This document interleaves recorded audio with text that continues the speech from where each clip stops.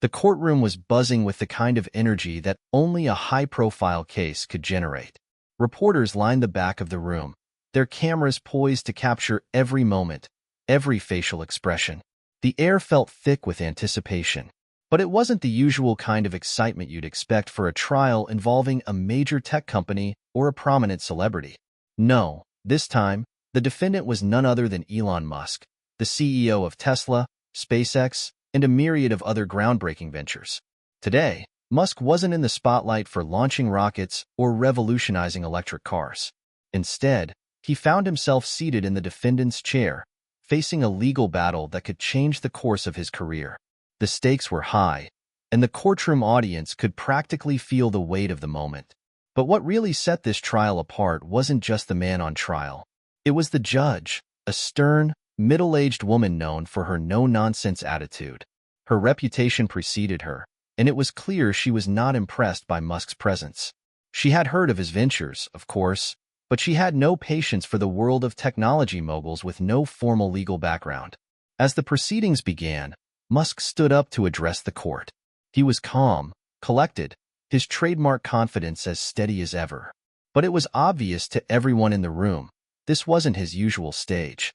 The law was a foreign language to him, and despite his success in nearly every field imaginable, this courtroom felt different. The judge didn't waste time. "Mr. Musk, it's interesting that you've chosen to represent yourself. Tell me, why would someone with no legal background think they can win this case?" Her voice was laced with sarcasm, and the courtroom erupted into low murmurs. Musk didn't flinch. "I believe in finding solutions, Your Honor. I've always believed that the answers we need are often outside the box, and sometimes the system itself needs to be challenged." There was a slight chuckle from the opposing lawyer, a seasoned litigator known for his sharp tongue and sharp suits. "We'll see just how well outside the box works in a court of law, Mr. Musk," he said, leaning back in his chair with a smug grin. The judge smirked, clearly relishing the chance to put Musk in his place. "Let's not waste any more time, then. Mr. Musk, I trust you've prepared your defense? Or are we just going to wing it?" Musk remained unfazed, his gaze steady. "I've prepared, Your Honor. And I intend to prove that innovation isn't just for tech companies. It can work in the legal system, too." The room fell silent, a mix of skepticism and intrigue hanging in the air. It was clear that the judge didn't take him seriously. She was ready to dismiss him as just another rich businessman who thought he could waltz in and solve complex legal matters with his tech-driven mindset. But little did she know, Elon Musk wasn't just any businessman. He wasn't just the billionaire founder of SpaceX or the man who had taken electric vehicles mainstream. No, Elon Musk had spent years developing a deep, albeit secret, passion for law. He had studied legal precedents, analyzed complex case studies, and even participated in mock trials during his spare time. What the courtroom didn't know was that Musk wasn't just a tech genius. He had become an expert in law, hidden behind his public persona as an entrepreneur. The audience watched, unsure of what to expect next. Would Musk crumble under the pressure of a formal courtroom, or would he prove everyone wrong? As the judge signaled for the trial to continue, Musk took a deep breath, ready to begin. He wasn't about to let anyone underestimate him. The game was about to change. The question remained, could the richest man in the world actually pull this off? Hit subscribe and leave a comment with where you're watching from. This story might just spark a new beginning. What's one thing that always pushes you forward, even when things get tough? The courtroom was about to witness something unexpected. Elon Musk wasn't always the larger-than-life figure the world knew him to be. Long before he became the tech mogul that revolutionized space travel and electric cars, Musk was a young boy with a deep fascination for the unknown. Born in Pretoria, South Africa, his early life was marked by a deep, insatiable curiosity about everything around him. As a child, Musk was introverted, often lost in books or building intricate machines with whatever scraps of technology he could find. His parents, May, a model and dietitian, and Errol, an electromechanical engineer, saw early signs of his genius, but they also knew that Elon had a mind of his own. He was always questioning, always pushing boundaries, and always hungry for knowledge. Musk's interest in technology was apparent from a young age. At 10 years old, He taught himself how to program computers and sold his first video game blaster at the age of 12. It wasn't just about coding or creating. It was about solving problems and thinking beyond conventional limits. For Elon, it wasn't enough to build things that worked. He wanted to build things that changed the world. But it wasn't just technology that fascinated him. Musk was equally drawn to the intricacies of human systems, the way societies function, the laws that govern our actions, and the complex web of relationships that made the world tick. His curiosity led him to study physics and economics at the University of Pennsylvania, but it wasn't until years later that his interest in the law would begin to take shape. In the early 2000s, after founding companies like Zip2 and X.com, which later became PayPal, Musk's reputation as a business genius started to solidify. But what the world didn't know was that Elon had started spending his downtime studying legal theory, reading case law, and attending law seminars whenever he had the chance. He wasn't interested in becoming a lawyer, per se, but he realized that understanding the intricacies of the law would help him navigate the complex regulatory environment that surrounded his ventures. "I started learning law out of necessity," Musk once said in a rare interview about his legal studies. When you're building something as disruptive as Tesla or SpaceX, you realize pretty quickly that you need to understand the rules of the game if you want to change the game. For Musk, the law wasn't just about rules and regulations. It was about understanding the mechanics of power, negotiation, and strategy. The lessons he learned in law were as integral to his success as the innovations he pioneered in engineering. Back in the courtroom, as the trial continued, Musk's mind worked with the precision of a well-oiled machine. While the judge and opposing counsel assumed he was just a billionaire playing a role, they couldn't have been further from the truth. Musk was ready. He had spent years studying the case files, dissecting every argument, and formulating his own legal strategy. It was a quiet Saturday afternoon when Elon's legal odyssey truly began. He had been in the courtroom for hours, his mind racing as he reviewed documents. The case, a complex intellectual property dispute involving one of his subsidiaries, seemed to be spiraling in the wrong direction. The tech world's elite had taken Musk for granted, assuming that his business acumen could be enough to see him through. But Musk had always been more than just a businessman. In fact, his reputation as a leader in technology and innovation had become his greatest asset, but it had also become a weapon against him. People underestimated him, and in the courtroom, that might just be his greatest advantage. Behind the scenes, Musk was not only working with a team of highly skilled lawyers, but had also brought in a few key experts who were integral to his case. They were well-versed in patent law, intellectual property rights, and international trade laws, areas Musk had studied deeply during his free time. As the trial entered its second day, the opposing counsel began to notice something odd. Despite Musk's apparent lack of experience in the legal field, he was holding his own. He wasn't just responding to questions.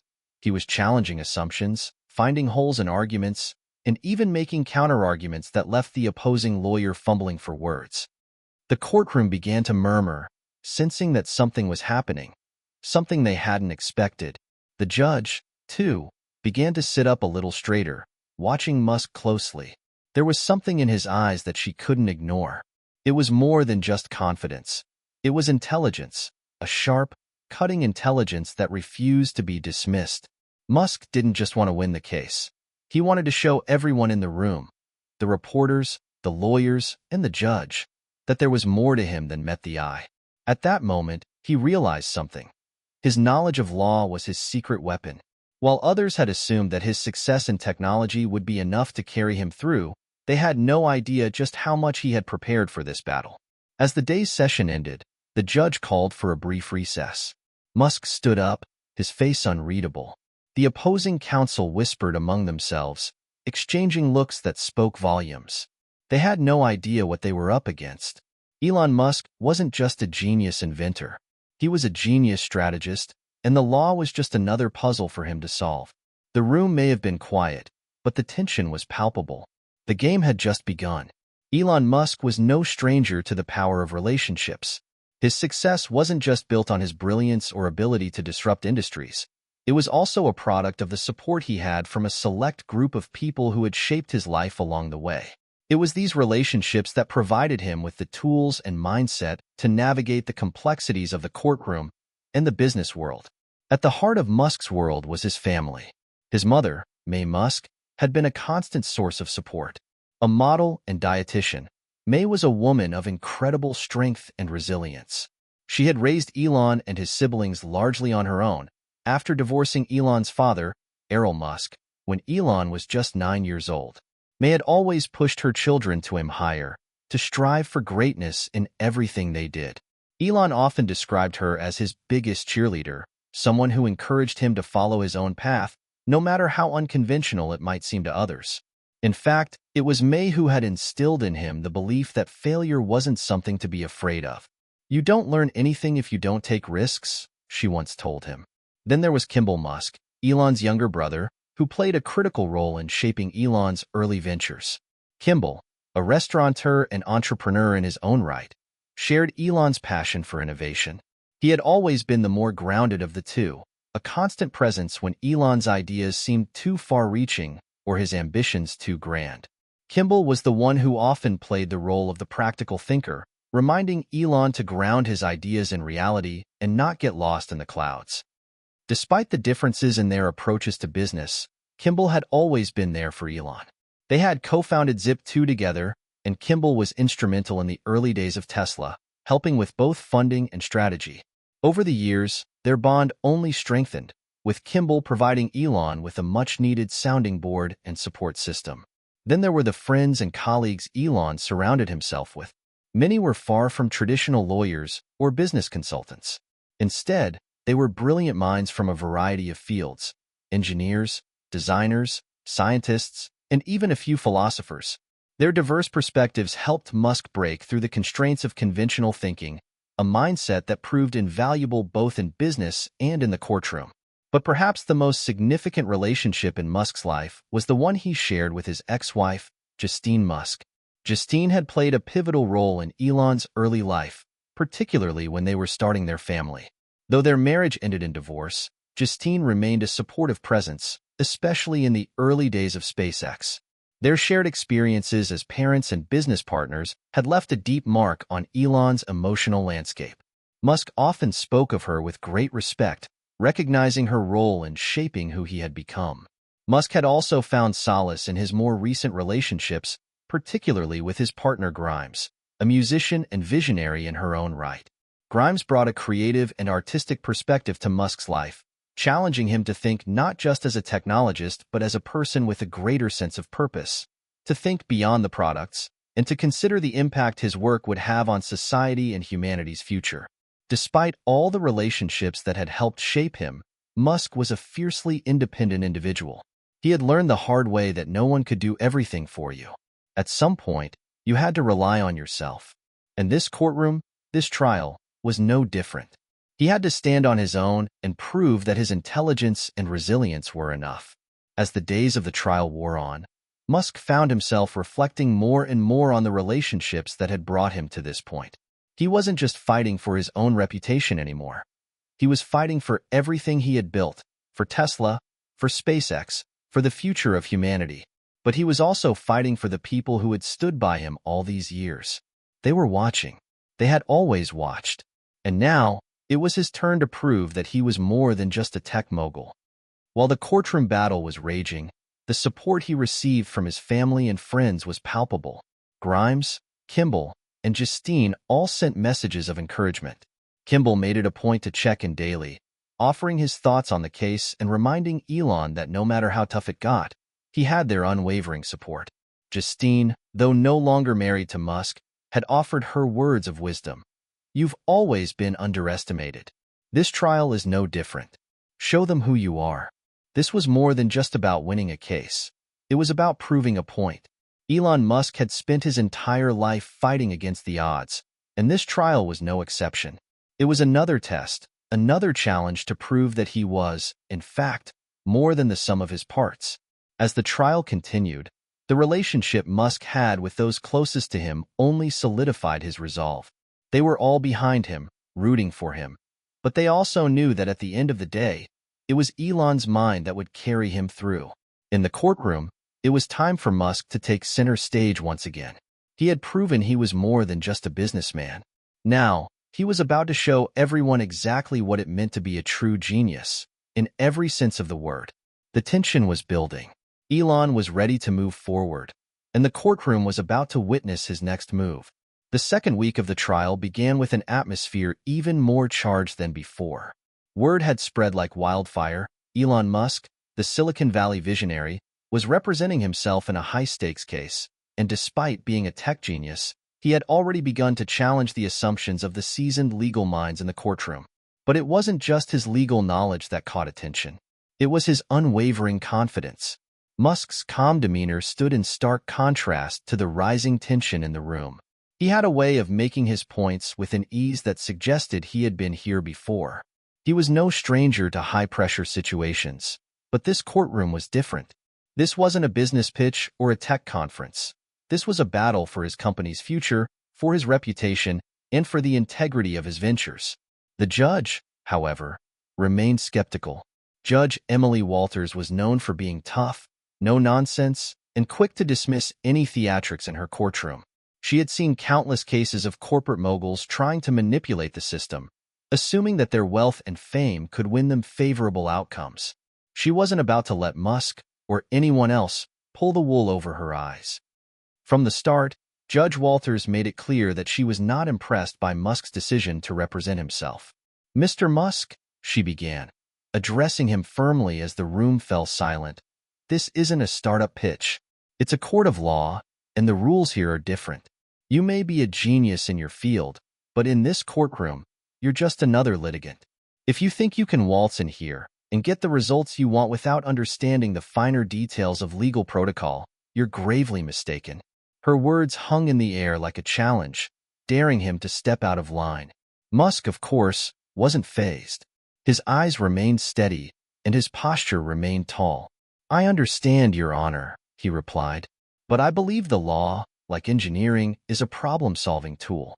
And just like a piece of technology, sometimes it needs to be approached with fresh eyes." The judge raised an eyebrow but said nothing more for the moment, signaling for the trial to continue. She was determined to see how far Musk could take his self-representation, but she wasn't willing to make it easy for him. As the day went on, Musk began to demonstrate a level of legal reasoning that left the courtroom stunned.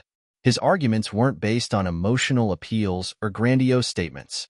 Instead, they were rooted in logic, backed by specific legal precedents and case law he had studied for months.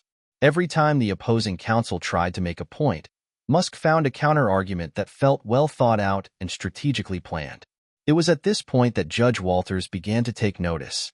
She had expected Musk to falter. She had expected him to make a mistake, to show that he was out of his depth. But instead, he was doing exactly the opposite. He wasn't just holding his own. He was dismantling the opposition's case, bit by bit. There was an eerie silence in the courtroom as Musk presented his next argument. He wasn't just addressing the facts of the case. He was addressing the fundamental principles behind them, challenging the core assumptions that had been made in previous filings. His questions cut to the heart of the matter, forcing the opposing counsel to reconsider their strategy. At one point, the lead attorney for the opposition, Charles Donovan, an experienced litigator known for his sharp mind, found himself stammering for words. "Mr. Musk, I'm not sure I understand your interpretation of this clause," Donovan said, his voice tinged with frustration. Musk didn't flinch. He calmly referenced a specific legal precedent, one that Donovan had clearly overlooked. "With all due respect, Mr. Donovan, the clause was drafted with the assumption that—" Musk paused, letting the words sink in. "The legal framework didn't account for the evolution of these technologies. You're interpreting it as if we're still operating in a world where cars run on gasoline and rockets are just for the military. The paradigm has shifted." The courtroom erupted in murmurs. Donovan, visibly taken aback, quickly glanced at his colleagues, as if looking for some guidance. Musk had caught him off guard, and it was clear that he wasn't going to back down. Judge Walters watched this exchange closely, her expression unreadable. She had seen her fair share of corporate moguls try to manipulate legal proceedings, but Musk was different. There was something in his eyes, a level of focus and intellect that demanded respect. Still, she wasn't ready to concede. "We'll break for lunch," she said, signaling the end of the session for the day. As everyone stood up, The tension lingered in the air like a thick fog. In the hallway, the opposing lawyers huddled in urgent conversation, their voices low and hurried. They weren't used to being outclassed in a legal debate, especially by someone with no formal legal training. It was becoming clear that Musk wasn't just a tech genius. He was proving to be a formidable strategist, one who was capable of turning the tide in his favor. Back in the courtroom, Judge Walters leaned back in her chair, contemplating the morning's events. She wasn't easily impressed, but something was happening here. Something that she didn't quite understand yet. This wasn't just about a legal battle. There was something deeper at play. A mind at work that had the potential to challenge everything she knew about the legal system. Could Elon Musk, the entrepreneur, the inventor, the disruptor, truly pull off the impossible? The judge's doubt was beginning to shift. But would it be enough to change the course of the trial? The courtroom was on edge. The next few days would determine whether Musk's genius extended beyond technology and into the realm of law. The days following Elon Musk's impressive legal performance only heightened the intensity of the trial. Word had spread that Musk, though lacking formal legal training, had displayed an almost uncanny ability to interpret and challenge legal precedents with the precision of a seasoned attorney. Some had initially written him off as just another tech mogul out of his depth, but now the courtroom was starting to recognize that this was no ordinary case, and Musk was no ordinary defendant. As the trial resumed after the lunch break, the mood in the courtroom had shifted. The once skeptical observers, including Judge Walters, were now watching Musk with a mixture of caution and respect. He was no longer seen as an outsider in this legal arena. He was someone whose intellect and strategy demanded attention. Musk took the floor again, this time addressing a pivotal piece of evidence presented by the opposition. The evidence was a series of corporate emails from one of Musk's companies, detailing a misstep in a new project. The opposition had argued that the emails proved negligence on Musk's part, an oversight that could ultimately cost him the case. The weight of the evidence was clear. If the emails stood, they could be the final nail in Musk's coffin. However, Musk's response was not what anyone had anticipated. "Your Honor," Musk began, his voice calm but firm, "I acknowledge that these emails may appear concerning at first glance. But what they fail to account for is the context in which they were written. These emails were part of an internal review process, a step in ensuring that we catch potential issues before they become larger problems. The decision-making process was rigorous, and the oversight was caught and corrected long before it reached a critical point." Judge Walters, who had been following closely, raised her hand, signaling for him to proceed. "The issue we're discussing was fixed as soon as we identified it," Musk continued, his gaze steady. "In fact, the very reason these emails exist is that we value transparency and accountability within our companies. It wasn't negligence. It was due diligence, part of the iterative process that drives innovation." There was a slight pause in the courtroom as the judge digested his argument. The opposing counsel seemed momentarily flustered, unsure of how to respond to Musk's nuanced defense. Charles Donovan, the lead attorney, had not expected Musk to challenge the evidence with such a clear and well-articulated counterpoint. For a moment, he looked at his legal team, clearly reconsidering his strategy. But it wasn't just the legal arguments that were surprising. It was the way Musk had framed his defense, not just as a technical point but as a philosophical one. He had turned the situation from a simple issue of legal liability into a broader conversation about how innovation inherently involves risk and trial and error. It was a message that resonated not only with the judge but also with the jurors, many of whom were now looking at Musk as not just a tech mogul, but as someone who embodied the spirit of risk-taking that made Silicon Valley such a powerful force. Judge Walters leaned forward, her fingers tapping lightly on the edge of her bench. "Mr. Musk," she said, her voice measured, "you present a compelling argument, but I want to remind you that this court operates on facts, not philosophy. We need concrete evidence of how this issue was addressed within the framework of your company's responsibilities." Musk nodded, understanding the judge's point. He knew that his strategy needed to go further than just presenting a well-crafted narrative. He needed to show the court the actual steps taken to mitigate the issue, and he had the documentation to do just that. With a small, almost imperceptible nod to his legal team, Musk signaled for a key piece of evidence to be brought forward. a detailed report from an independent audit firm hired to review the company's internal procedures. The report not only showed that the oversight had been swiftly corrected, but also outlined the proactive measures taken to ensure that similar issues would not arise again. This audit, Musk said, as he handed over the report to the judge, was conducted to guarantee that our operations met the highest standards of compliance.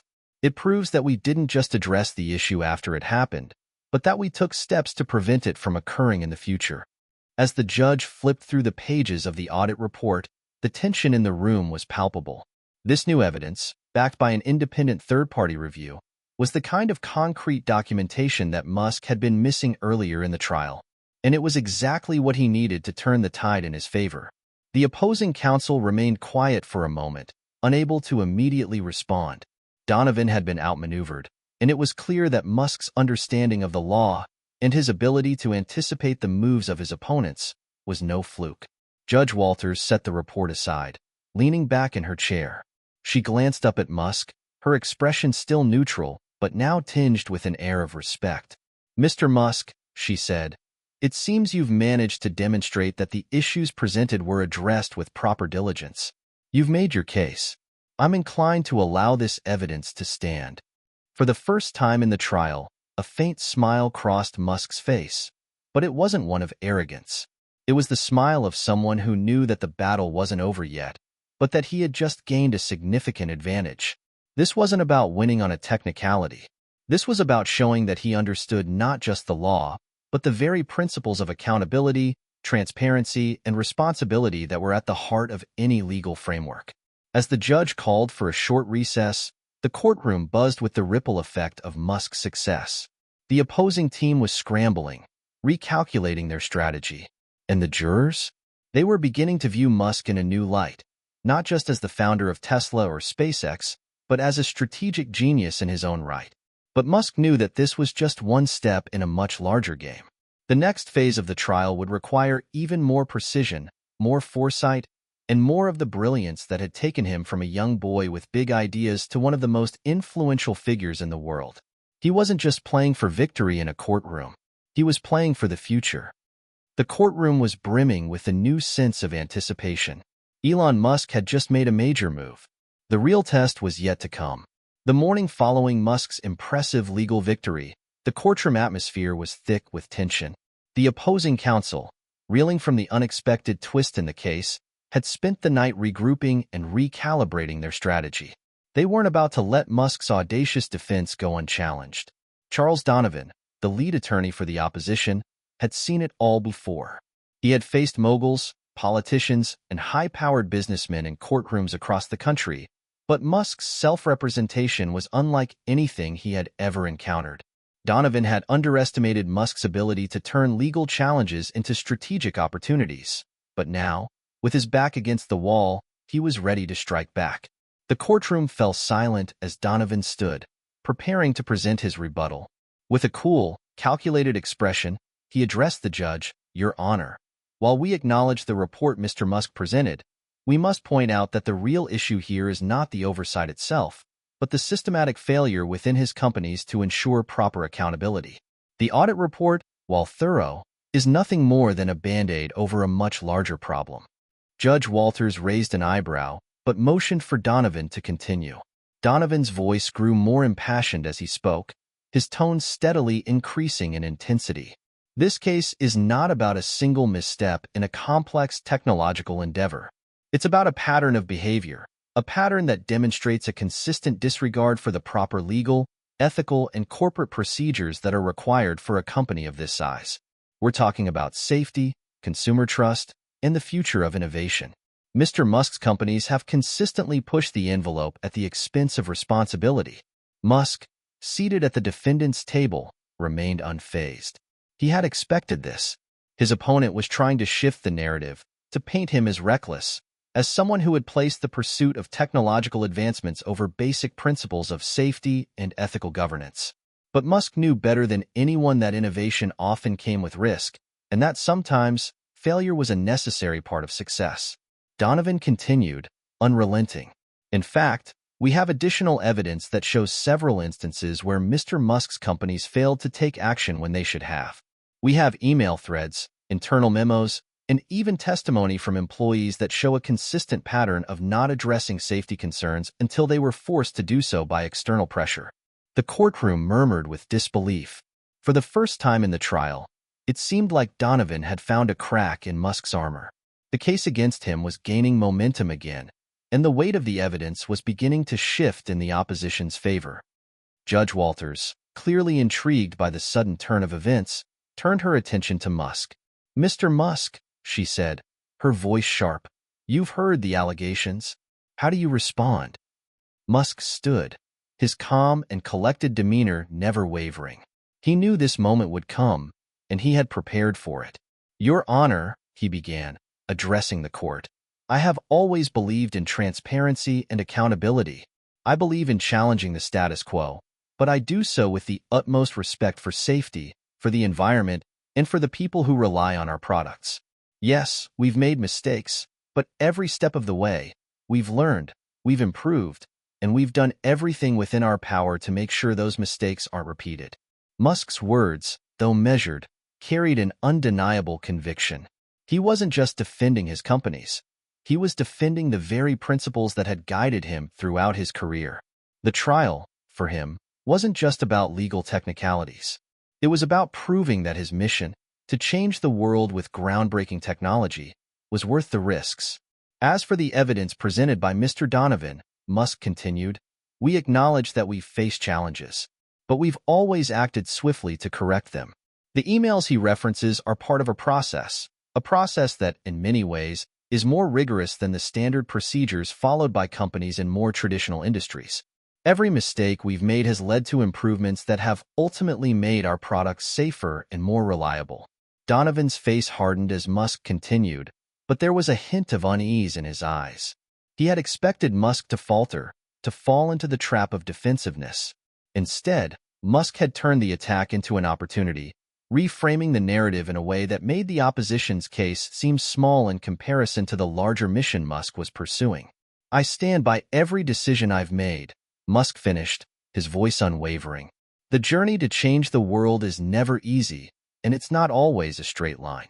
But that's why we innovate, to push the boundaries, to ask questions that others won't, and to challenge the way things have always been done." The room was silent as Musk finished his statement. It wasn't just his legal argument that had shifted the balance of the case. It was the emotional weight of his words. Musk had reminded everyone in that courtroom why he had become the figure he was today. He wasn't just a businessman. He was a visionary who had changed the world by challenging the norms, by taking risks, and by never giving up. Judge Walters, who had been watching intently, leaned forward in her seat. "Mr. Musk," she said, her voice softer than before, "you make a compelling argument, but you will need more than words to convince this court. You must show us that your companies not only talk about responsibility but act on it in concrete ways." Musk nodded, knowing that his defense was far from over. He had made his case, but it was clear that the battle for his future was far from won. The opposition had struck back hard, and now it was his turn to prove, not just to the judge, but to everyone watching, that he was more than capable of handling the pressure. The courtroom buzzed with energy, the battle growing more intense by the minute. The stakes were higher than ever, and the question now was, could Musk rise above the challenges ahead, or was the opposition's case starting to gain traction? The tension in the courtroom was palpable as the trial continued into its third week. Elon Musk had faced multiple challenges, but with each one, his resolve had only grown stronger. He had faced attacks on his leadership, accusations of negligence, and claims that his companies operated recklessly in the pursuit of innovation. But now, as the courtroom clock ticked down, Musk was beginning to turn the tide in a way that no one had expected. The judge, who had grown increasingly intrigued by Musk's arguments, was starting to view him in a new light. But that didn't mean the opposition was about to back down. If anything, they were more determined than ever to prove that Musk's brilliance in technology didn't translate to responsibility in the boardroom or the courtroom. Donovan, sensing an opportunity to regain control of the case, began his cross-examination of Musk with renewed intensity. "Mr. Musk," Donovan began, his voice cool and deliberate, "you've claimed that your companies have learned from their mistakes, that they've adapted and improved. But tell me this, How many times have these mistakes resulted in harm to consumers or employees? Musk remained composed, his gaze never wavering from Donovan. There have been instances, yes, but they've been rare. And when they happened, we took immediate action. We learned from them, and we made significant changes to our processes to ensure that they never happen again. Donovan wasn't letting up. Rare? Mr. Musk, that's a subjective term. We're talking about millions of consumers who rely on your products. Millions of lives affected by decisions that you made. Can you honestly say that your companies always acted in the best interest of the public? Or was it more about pushing your ideas to market, regardless of the consequences? Musk's voice remained steady, but there was a flicker of something deeper in his eyes. A fire that wasn't about to be extinguished. I don't deny that we've taken risks, Mr. Donovan, but I believe in the greater good. I believe in creating products that will push humanity forward. My companies are committed to changing the world. And while we've made mistakes, we've also made incredible strides. Strides that have saved lives, reduced emissions, and made space exploration a reality. The opposition team shifted uneasily in their seats. It was clear that Musk's confidence, his unwavering belief in his mission, was something they hadn't anticipated. It wasn't just a legal defense. It was a philosophical stance, one that questioned whether the pursuit of progress justified the mistakes made along the way. Judge Walters, who had been watching the exchange closely, spoke up, her tone cutting through the growing tension. "Mr. Musk," she said, "you've made your case. But you also need to show us more than just your belief in your mission. This court needs tangible evidence. We need to see that your companies have made concrete changes to address the issues you're being accused of." Musk nodded, his eyes never leaving the judge.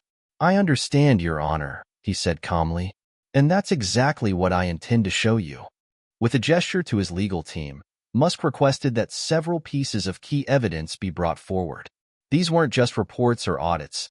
They were specific, detailed accounts of the changes his companies had made to improve safety standards, enhance transparency, and ensure that the failures of the past were not repeated.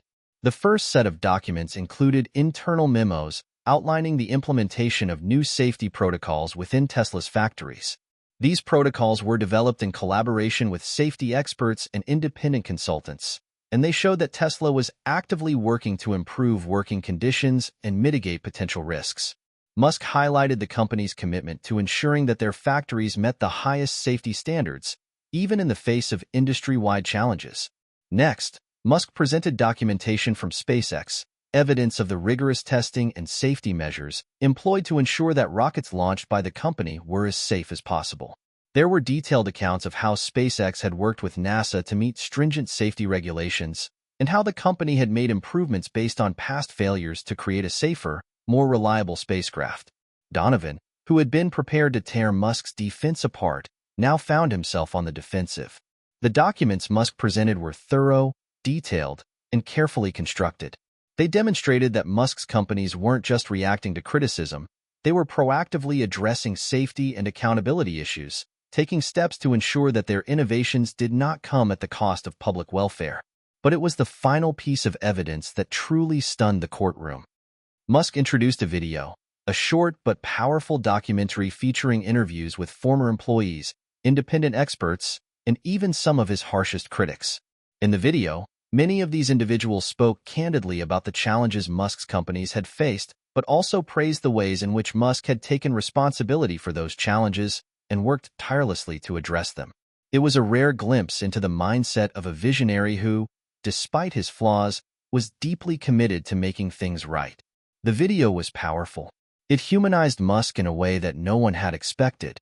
It didn't shy away from the mistakes, the controversies, or the criticism, but it also highlighted the resilience, the growth, and the unwavering determination that had propelled Musk's companies to the forefront of innovation. As the video played, the tension in the courtroom shifted.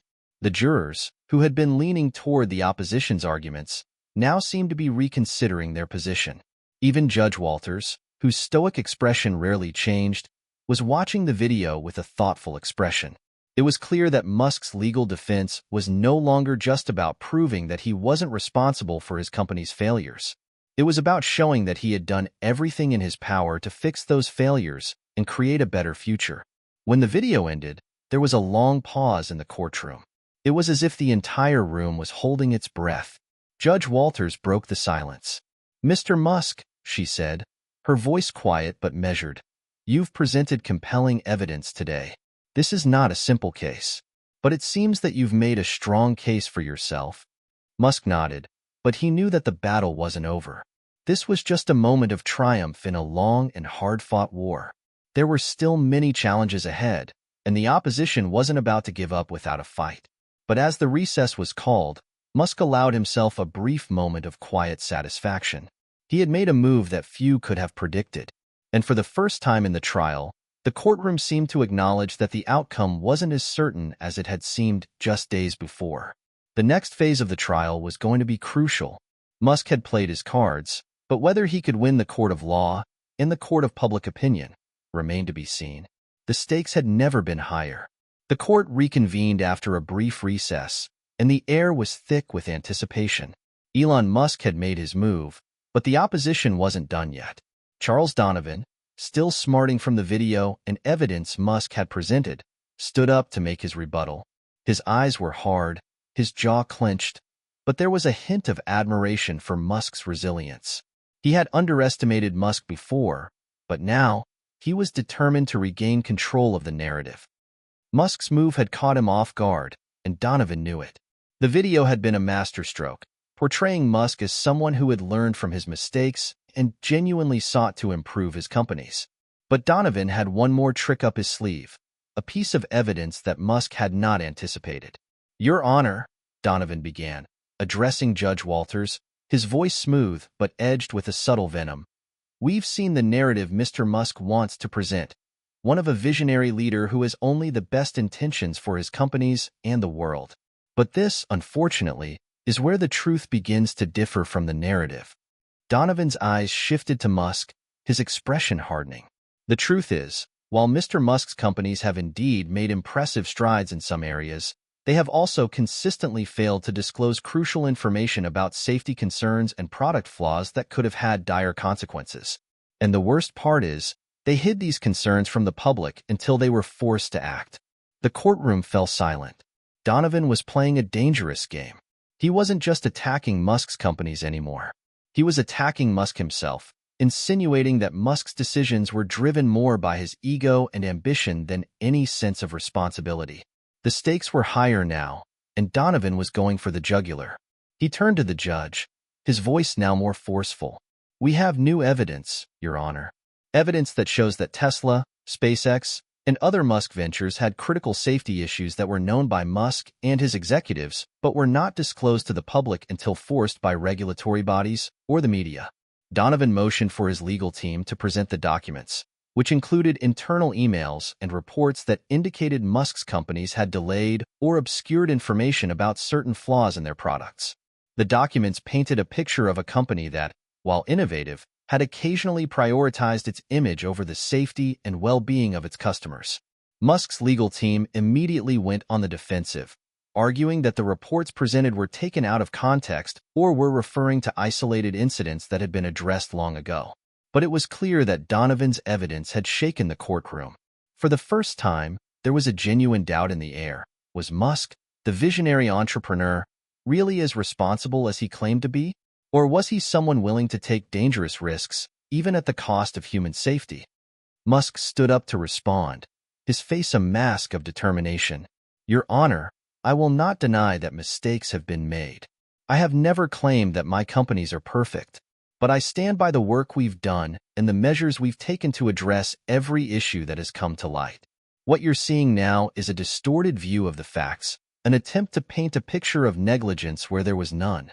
Our goal has always been to do better, to push the envelope while taking every possible step to keep people safe." Donovan interrupted, his voice cutting through the tension.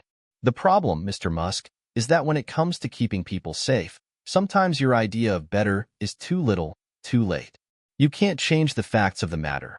Your companies have hidden information, and that is a breach of trust, plain and simple." The confrontation was growing more heated, and Judge Walters, sensing the potential for the trial to spiral out of control, called for a short recess.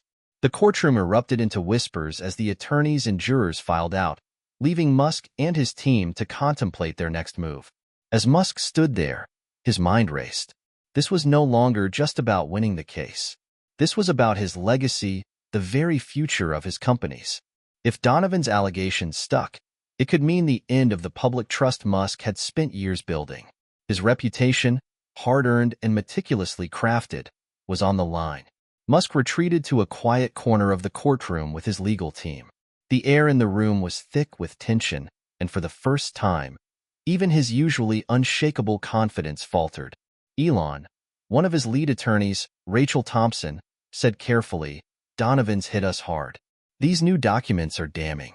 We need to come up with something big, and we need to do it fast." Musk nodded, his fingers tapping against the arm of his chair. "I know. I'll handle it," he said, though the doubt in his eyes betrayed him.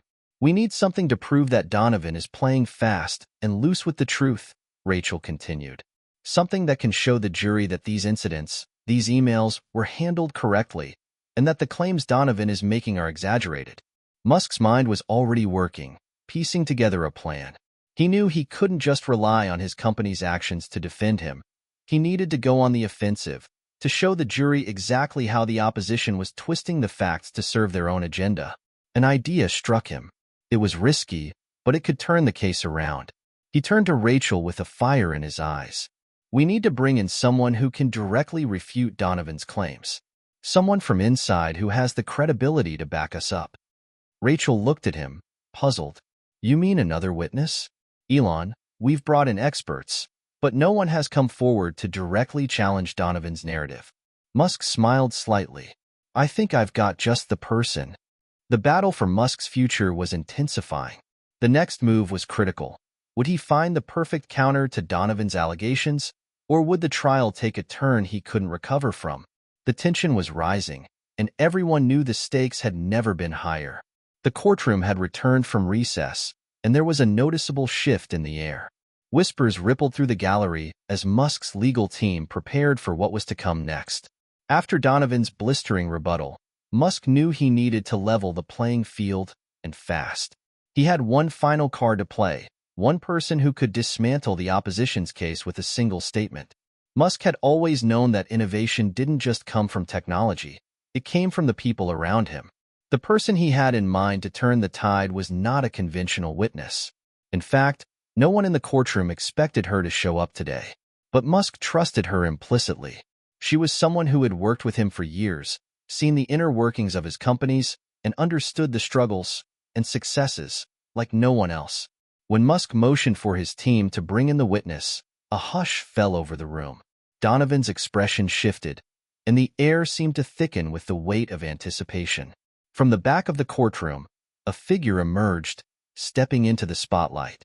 It was a woman, not just any witness, but someone Musk had relied on throughout his most pivotal moments in business. She was Dr. Laura Jenkins, former chief engineer at SpaceX and a key member of Tesla's safety advisory board. Dr. Jenkins was known for her no-nonsense approach and her brilliant mind. She had been instrumental in shaping both companies' safety protocols and had first-hand knowledge of how Musk's companies handled crises.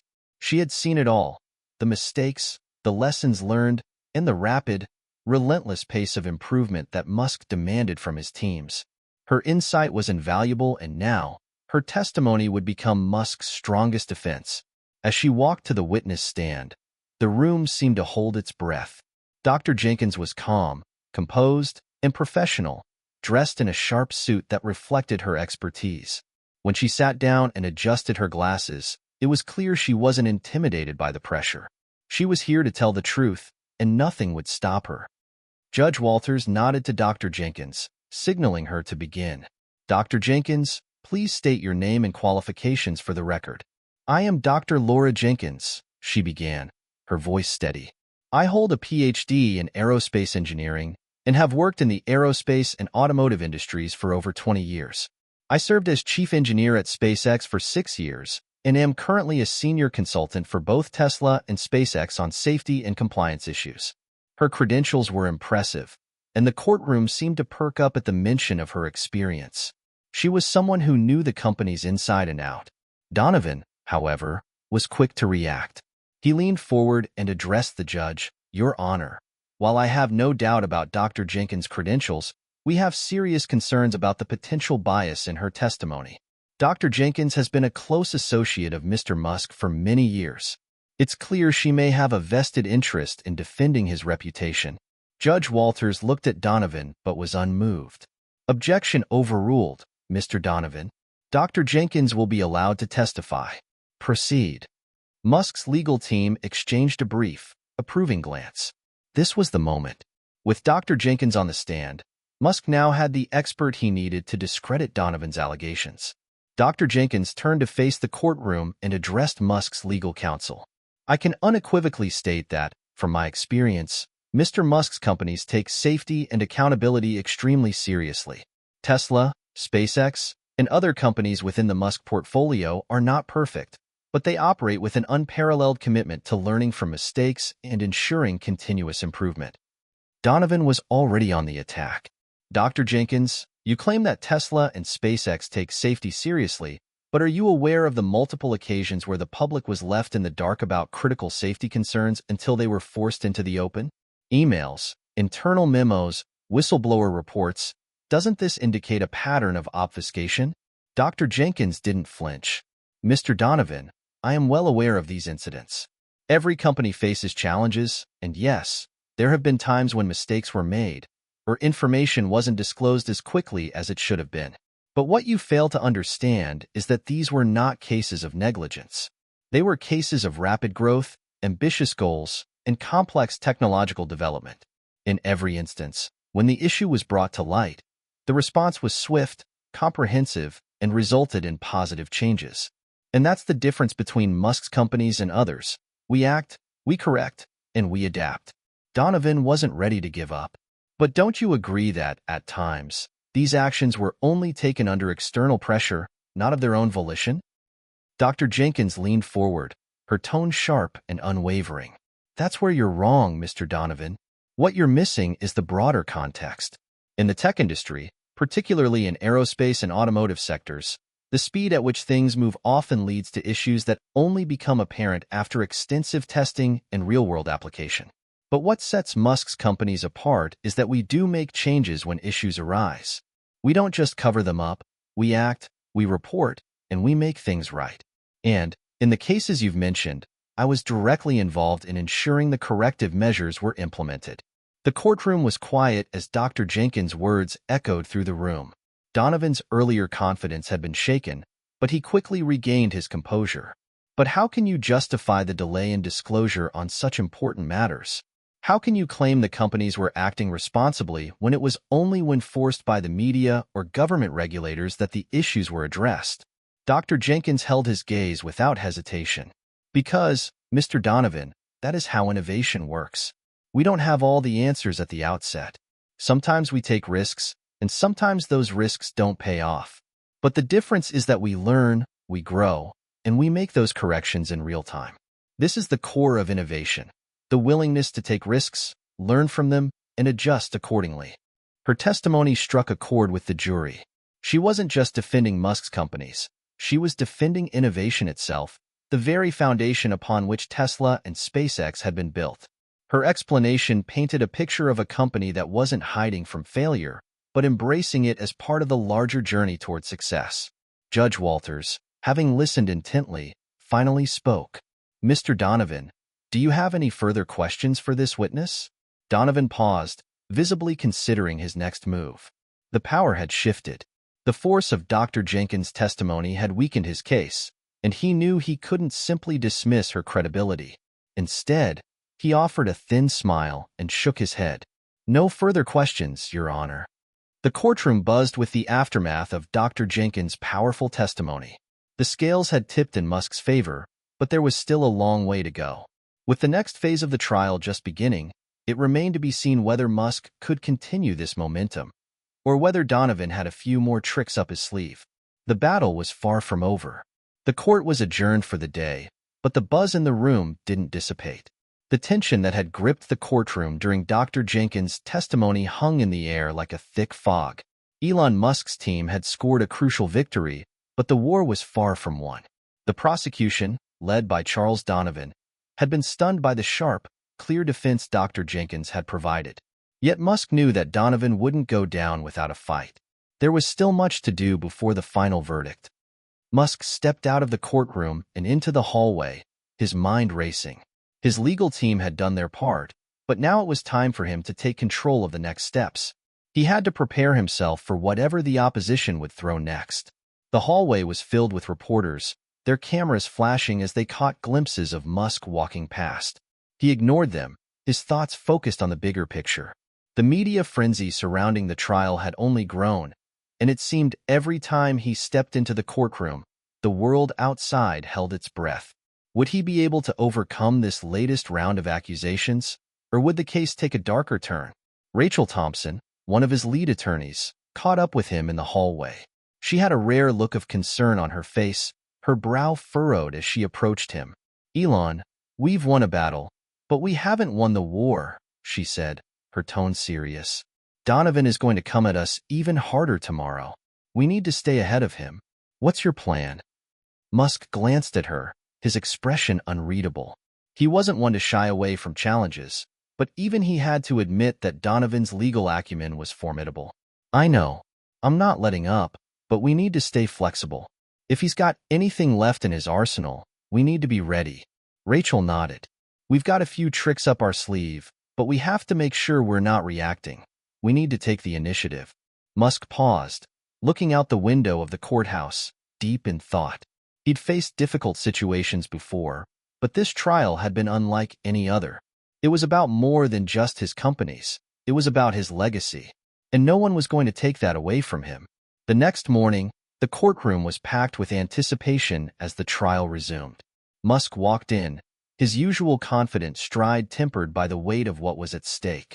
As he took his seat, he exchanged brief nods with his legal team. The time for defense was over. Now it was time to finish the job. Donovan stood at the front, his demeanor calm but calculating. He knew what he had to do next. The courtroom settled into a tense silence as Judge Walters called the session to order. "Mr. Donovan," the judge said, her eyes sharp, "you may proceed." Donovan stood tall, his eyes scanning the jury before turning to Musk. "Your Honor, members of the jury, we've heard from Mr. Musk's defense team, and we've seen the carefully crafted narrative they've put forth. But what you have not yet seen are the undeniable facts that prove that Mr. Musk's companies have not only acted negligently but have also misled the public and regulators about the severity of the risks they posed." Musk's legal team exchanged worried glances, but Musk remained unfazed. He had anticipated that Donovan would take this approach. If there was one thing he'd learned over the years, it was that the opposition would always try to paint him as a reckless, irresponsible innovator. But he wasn't going to let that happen. Donovan continued, pulling out a series of documents and placing them on the table. "We've uncovered internal reports from both Tesla and SpaceX that show not only a history of failure to disclose critical safety concerns, but also a pattern of deliberate efforts to downplay the severity of these issues in public statements." He paused, letting his words sink in. These documents clearly indicate that Mr. Musk's companies repeatedly failed to disclose key risks to investors, consumers, and the public. They were more concerned with their stock prices, their image, and their bottom line than with protecting the people who rely on their products. Musk's heart pounded as he listened. He knew the accusations weren't entirely false. There had been moments in the past when his companies had been too focused on progress and had not handled certain risks the way they should have.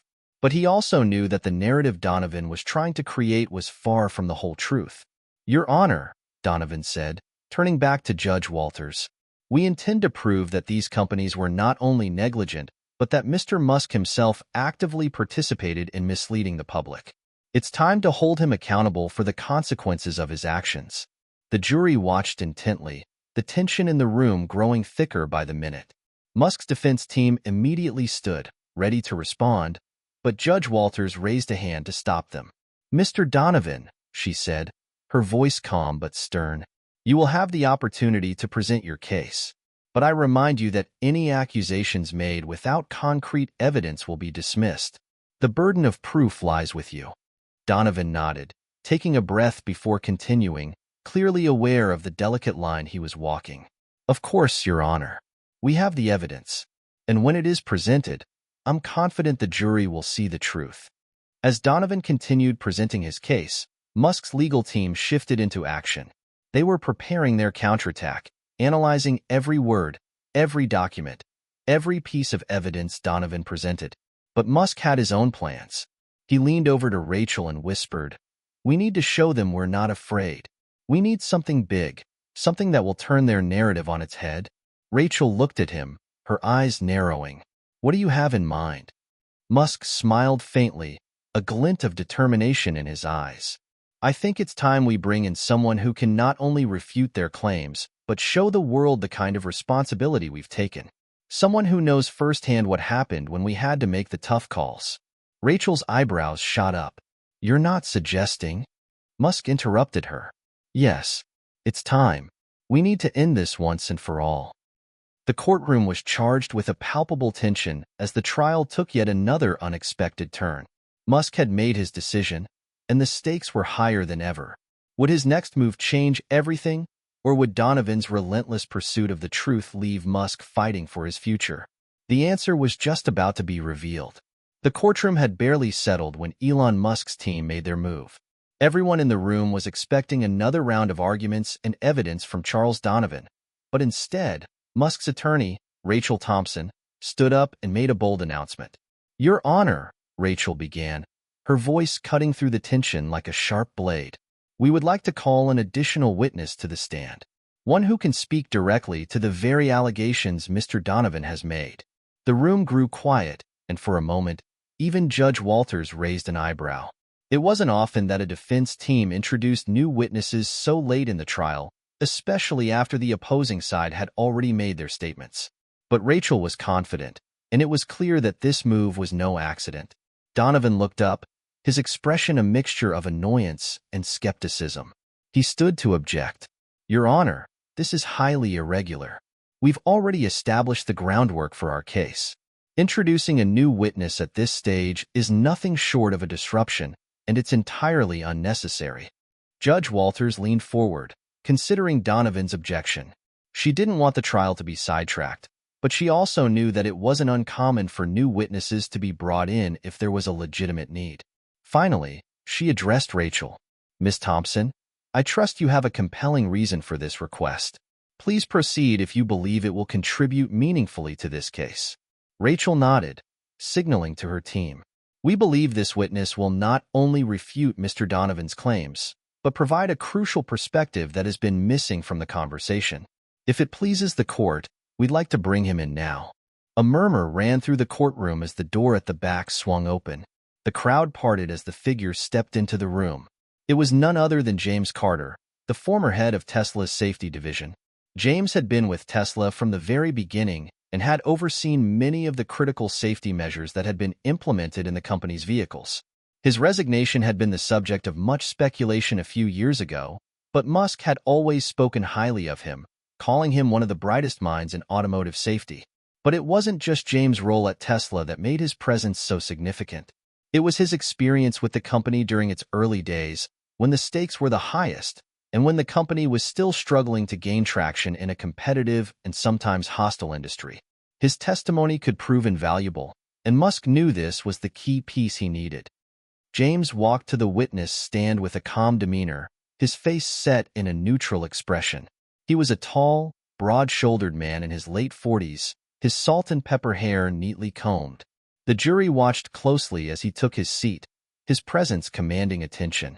Rachel was the first to speak, breaking the silence. "Mr. Carter, thank you for joining us today. Could you please state your full name and your previous position at Tesla for the record?" James nodded. "My name is James Carter. I was the head of Tesla's safety division from 2008 until my resignation in 2018. Rachel continued, "Mr. Carter, during your time at Tesla, you oversaw many of the critical safety protocols and systems for Tesla's vehicles. Can you tell the court about the safety measures you personally implemented and the company's general approach to safety?" James straightened in his chair, his voice steady but authoritative. "When I joined Tesla in 2008, the company was still very much in its infancy. We knew that to compete in the electric vehicle market, we had to not only create a car that was innovative, but also one that was safe. Safety was, and still is, the core of Tesla's philosophy. We spent countless hours testing, analyzing, and improving every aspect of our vehicles, from battery technology to crash tests to driver assistance systems. He paused for a moment, ensuring that his words landed.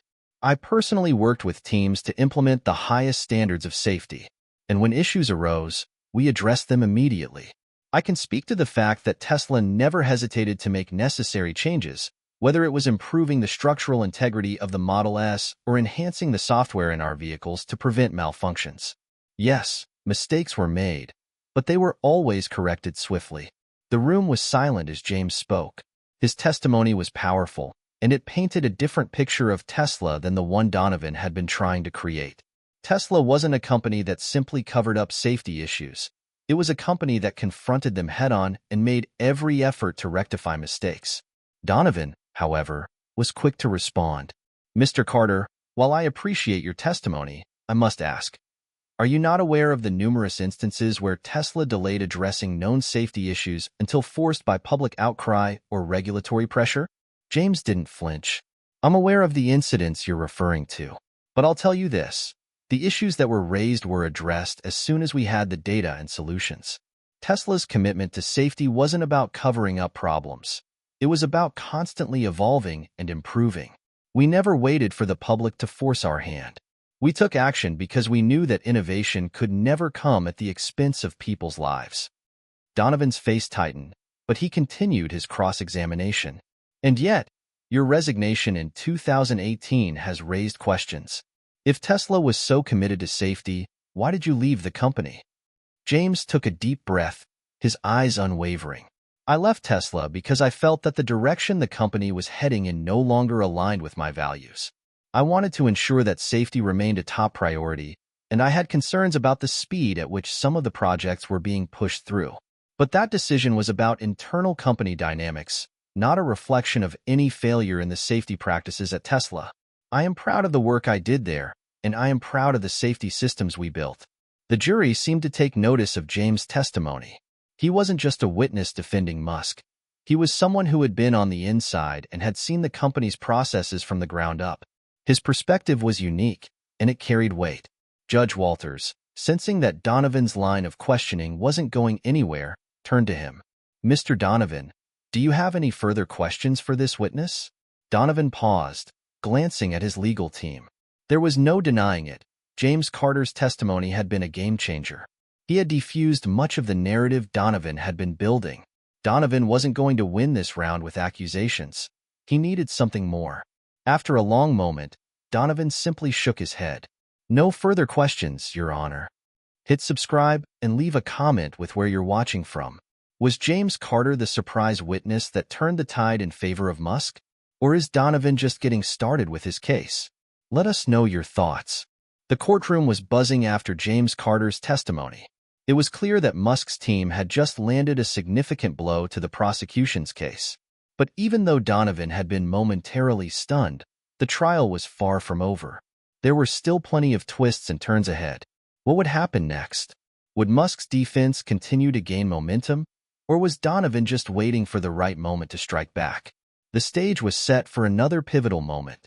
As the days passed in the courtroom, the stakes couldn't have been higher. With James Carter's compelling testimony still echoing in the minds of the jury, the defense had gained significant ground. But as the final days of the trial approached, Charles Donovan, the relentless prosecutor, wasn't ready to concede just yet. The atmosphere in the courtroom had shifted. Musk's legal team had skillfully built a strong case. But Donovan wasn't done with his attack. He had one more card to play. One final move that could shift the entire trajectory of the trial. Musk sat at the defense table, his fingers drumming softly against the surface. His eyes were focused, but his mind was elsewhere. The last few days had been a blur of motions and counterarguments, and he knew that the coming hours would be critical. He had watched as Donovan shifted gears, a methodical, patient man who clearly didn't back down easily. Rachel Thompson sat next to him, her expression calm, but her eyes betraying a glimmer of concern. Elon, we've been doing great, but you need to be ready for what Donovan will do next. He's got something up his sleeve. Musk nodded without saying a word. He could feel it in his gut. There was something coming, something Donovan had been waiting for. The trial resumed after a short recess. The clock ticked down as the courtroom filled with eager spectators, many of whom had followed the high-profile case from the very beginning. Even the media had started to shift its focus toward the endgame, trying to anticipate what would happen next. Donovan stood at the front of the courtroom, his face poised with determination. He knew it was time to make his final push. "Your Honor," he began, his voice low and controlled. "We've heard a lot from Mr. Musk's side, and we've seen the testimony of his associates and experts. But there's one key piece of evidence that has yet to be addressed, a fatal flaw in the defense's argument." The courtroom went silent, and every eye turned toward Donovan. Even Musk's legal team leaned in, their attention focused intently on what he would say next. Donovan reached into his briefcase and pulled out a file. He placed it on the table with a deliberate motion. "This, Your Honor, is a series of internal emails between Elon Musk and his senior leadership team from 2017. These emails show that Musk was fully aware of the safety risks and regulatory challenges Tesla was facing, yet chose to downplay these issues publicly to protect his company's stock price." The room fell silent.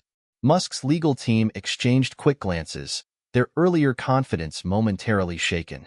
Rachel leaned forward and whispered to Musk, her voice tight, "These emails, if they're authentic, they could be a game-changer." Musk's jaw clenched.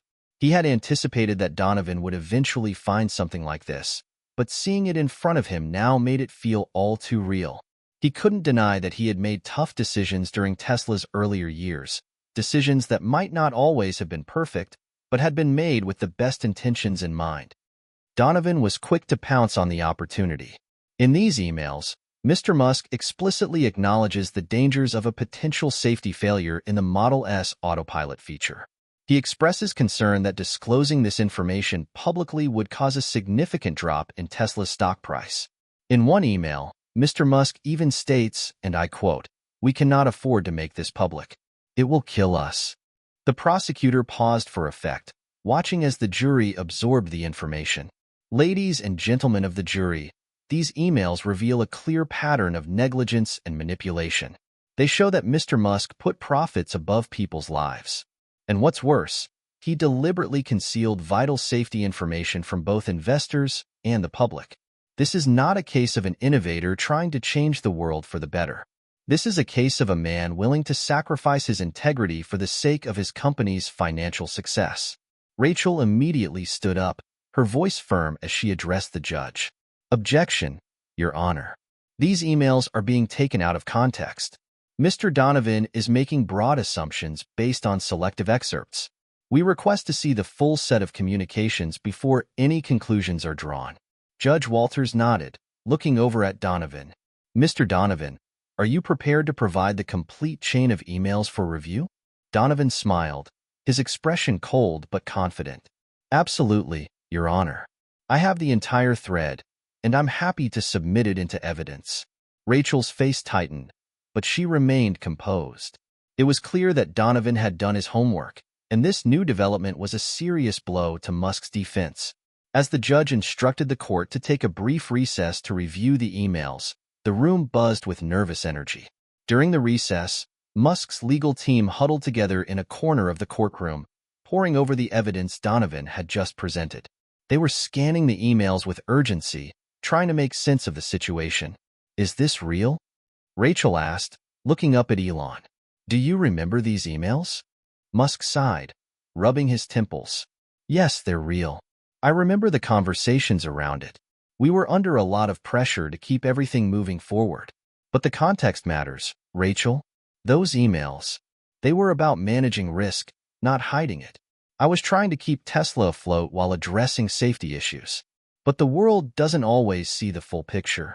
Rachel looked at him, her concern deepening. "We need to make sure we present the full context when we get back in front of the jury. If they take these emails at face value, it could be devastating." Musk nodded, his mind racing. He knew the defense had to act quickly.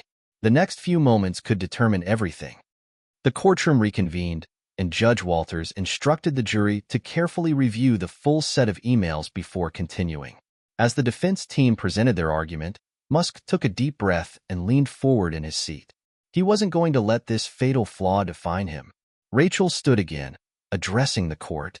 Your Honor, members of the jury, what Mr. Donovan has shown you is a snapshot, a carefully curated selection of emails. But what he hasn't shown you is the full context of these conversations. Yes, we were dealing with immense pressure to keep Tesla's momentum going. But the decision to withhold information about certain safety features was never about endangering lives. It was about managing a rapidly evolving situation while simultaneously working toward a solution. She turned to the jury, her eyes locking with each one. Mr. Musk never ignored safety. What these emails reflect is a man who was working tirelessly to solve the complex issues Tesla was facing. Yes, there were mistakes, but they were mistakes that were corrected. No one was ever intentionally put at risk. As Rachel finished her statement, the jury seemed to sit up a little straighter. Musk knew they were listening closely, and he needed them to understand the bigger picture. Judge Walters looked to the jury and then to both sides. We will now take a short recess before deliberations. I urge you all to consider the full evidence presented before you, and to remember that this trial is about the pursuit of truth, not half-truths. The room felt as if it had frozen in time. The trial had entered its final phase, but everything was still hanging in the balance. Would Musk's words be enough to sway the jury? Or had Donovan's final blow struck harder than anyone anticipated? The days leading up to the final phase of the trial were some of the most intense for Elon Musk. Every corner of the courtroom seemed to buzz with anticipation. The moment of reckoning was fast approaching. The battle had now reached its tipping point. Rachel Thompson and the rest of Musk's legal team were running out of time to convince the jury. The emails Donovan had presented had shaken their confidence, but they had also given them an opportunity.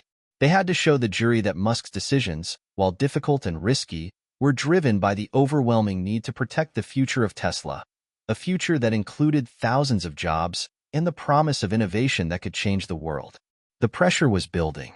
Each side had delivered its strongest arguments, and now it was up to the jury to decide. Elon sat in the defendant's chair, his mind racing.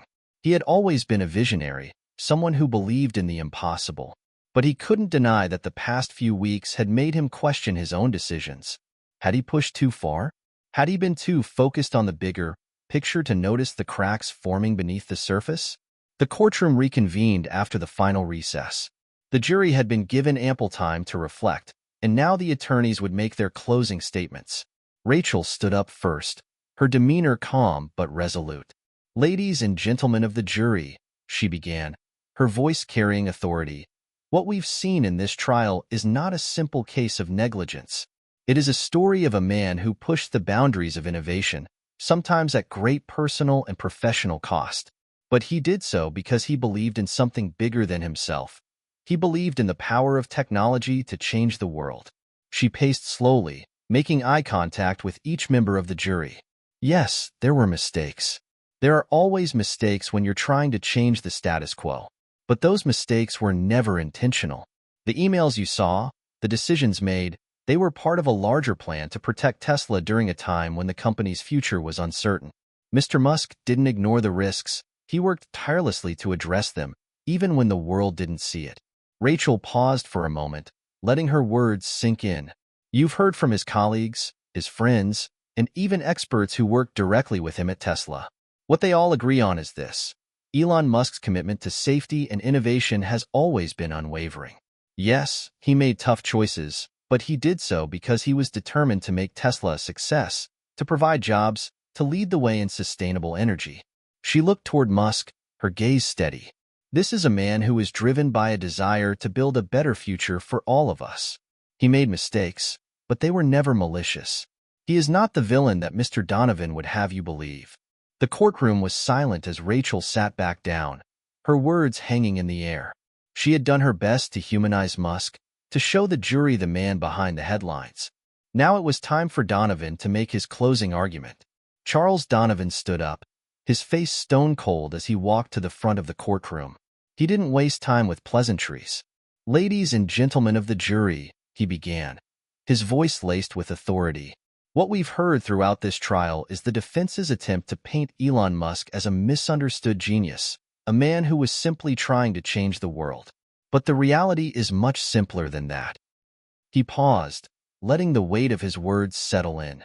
Elon Musk is a man who put profit above all else. He made a conscious decision to cover up safety risks that could have cost people their lives.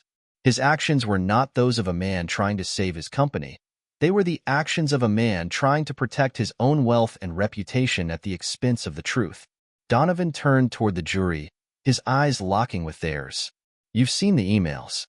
You've heard from the witnesses. And you've heard Musk's own attorneys try to explain away his decisions. But the truth is undeniable. He knew about the risks, and instead of taking immediate action, he chose to hide them. He gestured toward Musk. This is not a case of innovation gone wrong. This is a case of a man prioritizing his own success over the safety of others.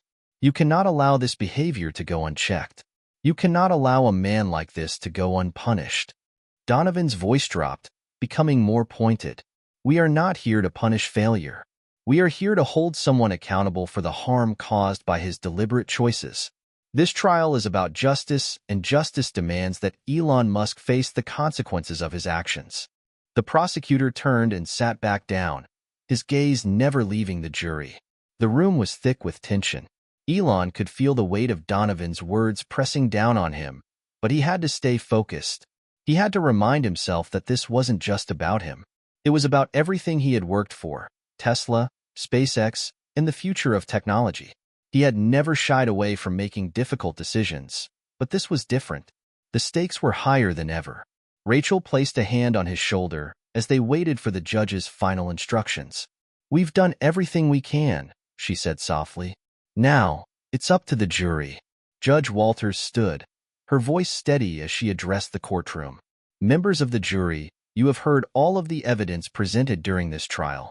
It is now your responsibility to deliberate and come to a verdict based on the facts and the law. You may now retire to the jury room." The jury filed out of the courtroom, leaving behind an atmosphere of uncertainty. It would be hours, perhaps even days, before a verdict was reached. But as the door closed behind the jury, Elon Musk couldn't shake the feeling that the trial was far from over.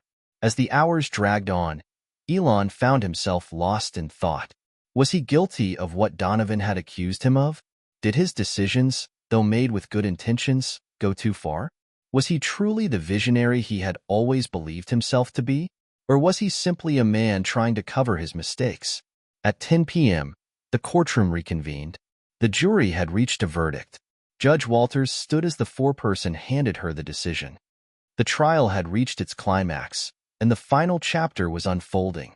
Elon Musk's future was in the hands of 12 jurors, and the world would soon find out if his legacy would be sealed in this courtroom. The air in the courtroom was thick with anticipation. The jury had returned, and the weight of the moment hung over everyone. Elon Musk sat at the defense table, his hands clasped together, his mind racing. This was the culmination of months of intense legal battles, endless arguments, and high-stakes decisions. His future, and the future of his companies, depended on what the jury decided. Rachel Thompson sat beside him, her expression one of focused determination, but even she could not hide the anxiety that had settled into her eyes. She had fought hard for Musk's case, but in the end, it was out of her hands. The decision was now in the hands of the 12 jurors. Judge Walters stood up, and the courtroom fell silent. She motioned for the jury foreperson to stand and deliver their verdict. The foreperson, a middle-aged man in a dark suit, stood with a stack of papers in his hands. The entire room watched with bated breath as he approached the judge. "Has the jury reached a verdict?" Judge Walters asked, her voice steady but carrying an undertone of gravity. The foreperson nodded. "We have, Your Honor." The tension in the room was palpable as the foreperson turned to face the court. Elon could hear the sound of his own heartbeat in his ears. He had been in countless high-pressure situations before, but none like this. None with so much on the line. This was different. The foreperson cleared his throat. "In the matter of the case of People versus Elon Musk, we, the jury, find the defendant." The courtroom seemed to freeze in time. "Not guilty." The words hit like a bolt of lightning, and for a split second, Elon couldn't breathe. The room erupted into murmurs of disbelief, excitement, and relief. Musk's legal team exhaled in unison, their faces breaking into smiles. Rachel leaned over to Elon, her voice barely a whisper. We did it. Elon's mind was still racing, his heart pounding. He couldn't quite process it. After all the hours spent in court, the back-and-forth arguments, the late nights reviewing documents, it had all led to this. Not guilty. He was free. Judge Walter's voice cut through the buzz of the courtroom. Members of the jury, I thank you for your service. This court is adjourned. Elon stood up slowly, his legs feeling unsteady beneath him. He turned to Rachel, a mix of disbelief and gratitude in his eyes. I can't believe it. Rachel gave him a reassuring smile. It's over, Elon. You're free. The truth won out. But as Elon looked around the courtroom, the relief was tempered by a sense of something deeper, something he hadn't expected. Despite the verdict, despite the victory, he knew this trial was just one battle in a much larger war. The media frenzy would continue. His critics would still be out there, waiting for his next mistake, and his work was far from done. As they made their way out of the courtroom, Elon was surrounded by reporters, photographers, and well-wishers. The energy was overwhelming. Microphones were thrust in his face, cameras clicked and flashed, and voices all around him shouted questions. Elon, how does it feel to be acquitted? Do you feel vindicated? What's next for Tesla? But Elon didn't respond. He walked through the crowd, flanked by Rachel and his team, his eyes focused on the exit. He had nothing to prove to anyone anymore. The truth had come out, and he had been cleared. But something nagged at him, something he couldn't shake. As he stepped out into the bright daylight, he felt a rush of fresh air. It was almost surreal, as if the weight of the trial had been lifted from his shoulders, only to be replaced by an even greater responsibility. Rachel glanced at him. Elon, are you okay? He nodded slowly. Yeah, I just need to process this. There's a lot ahead. This trial may be over, but my work isn't. I've got a lot to do.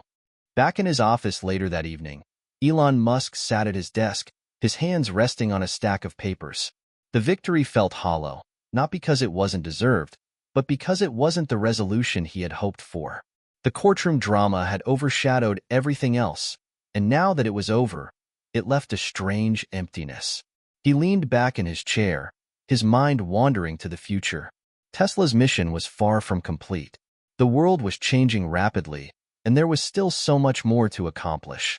SpaceX was just beginning its journey to Mars, and the future of sustainable energy depended on the success of Tesla's innovations. But there was also the toll the trial had taken on him. The stress, the sleepless nights, the scrutiny from every corner of the world. It had all tested him in ways he hadn't imagined. He had fought the legal battle and won. But at what cost? Elon's thoughts were interrupted by a knock on the door. Rachel stepped in, her face reflecting the same exhaustion that he felt. You okay? She asked, leaning against the doorframe. Elon smiled faintly. I think so. It's just a lot to take in.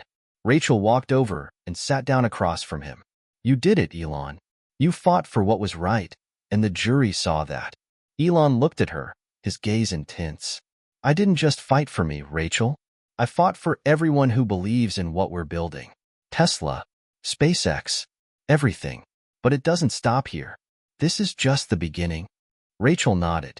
I know, and we'll be here every step of the way. You're not alone in this. Elon looked out the window, the city lights blinking below him. The trial may have been over, but the work, the real work, was only just beginning.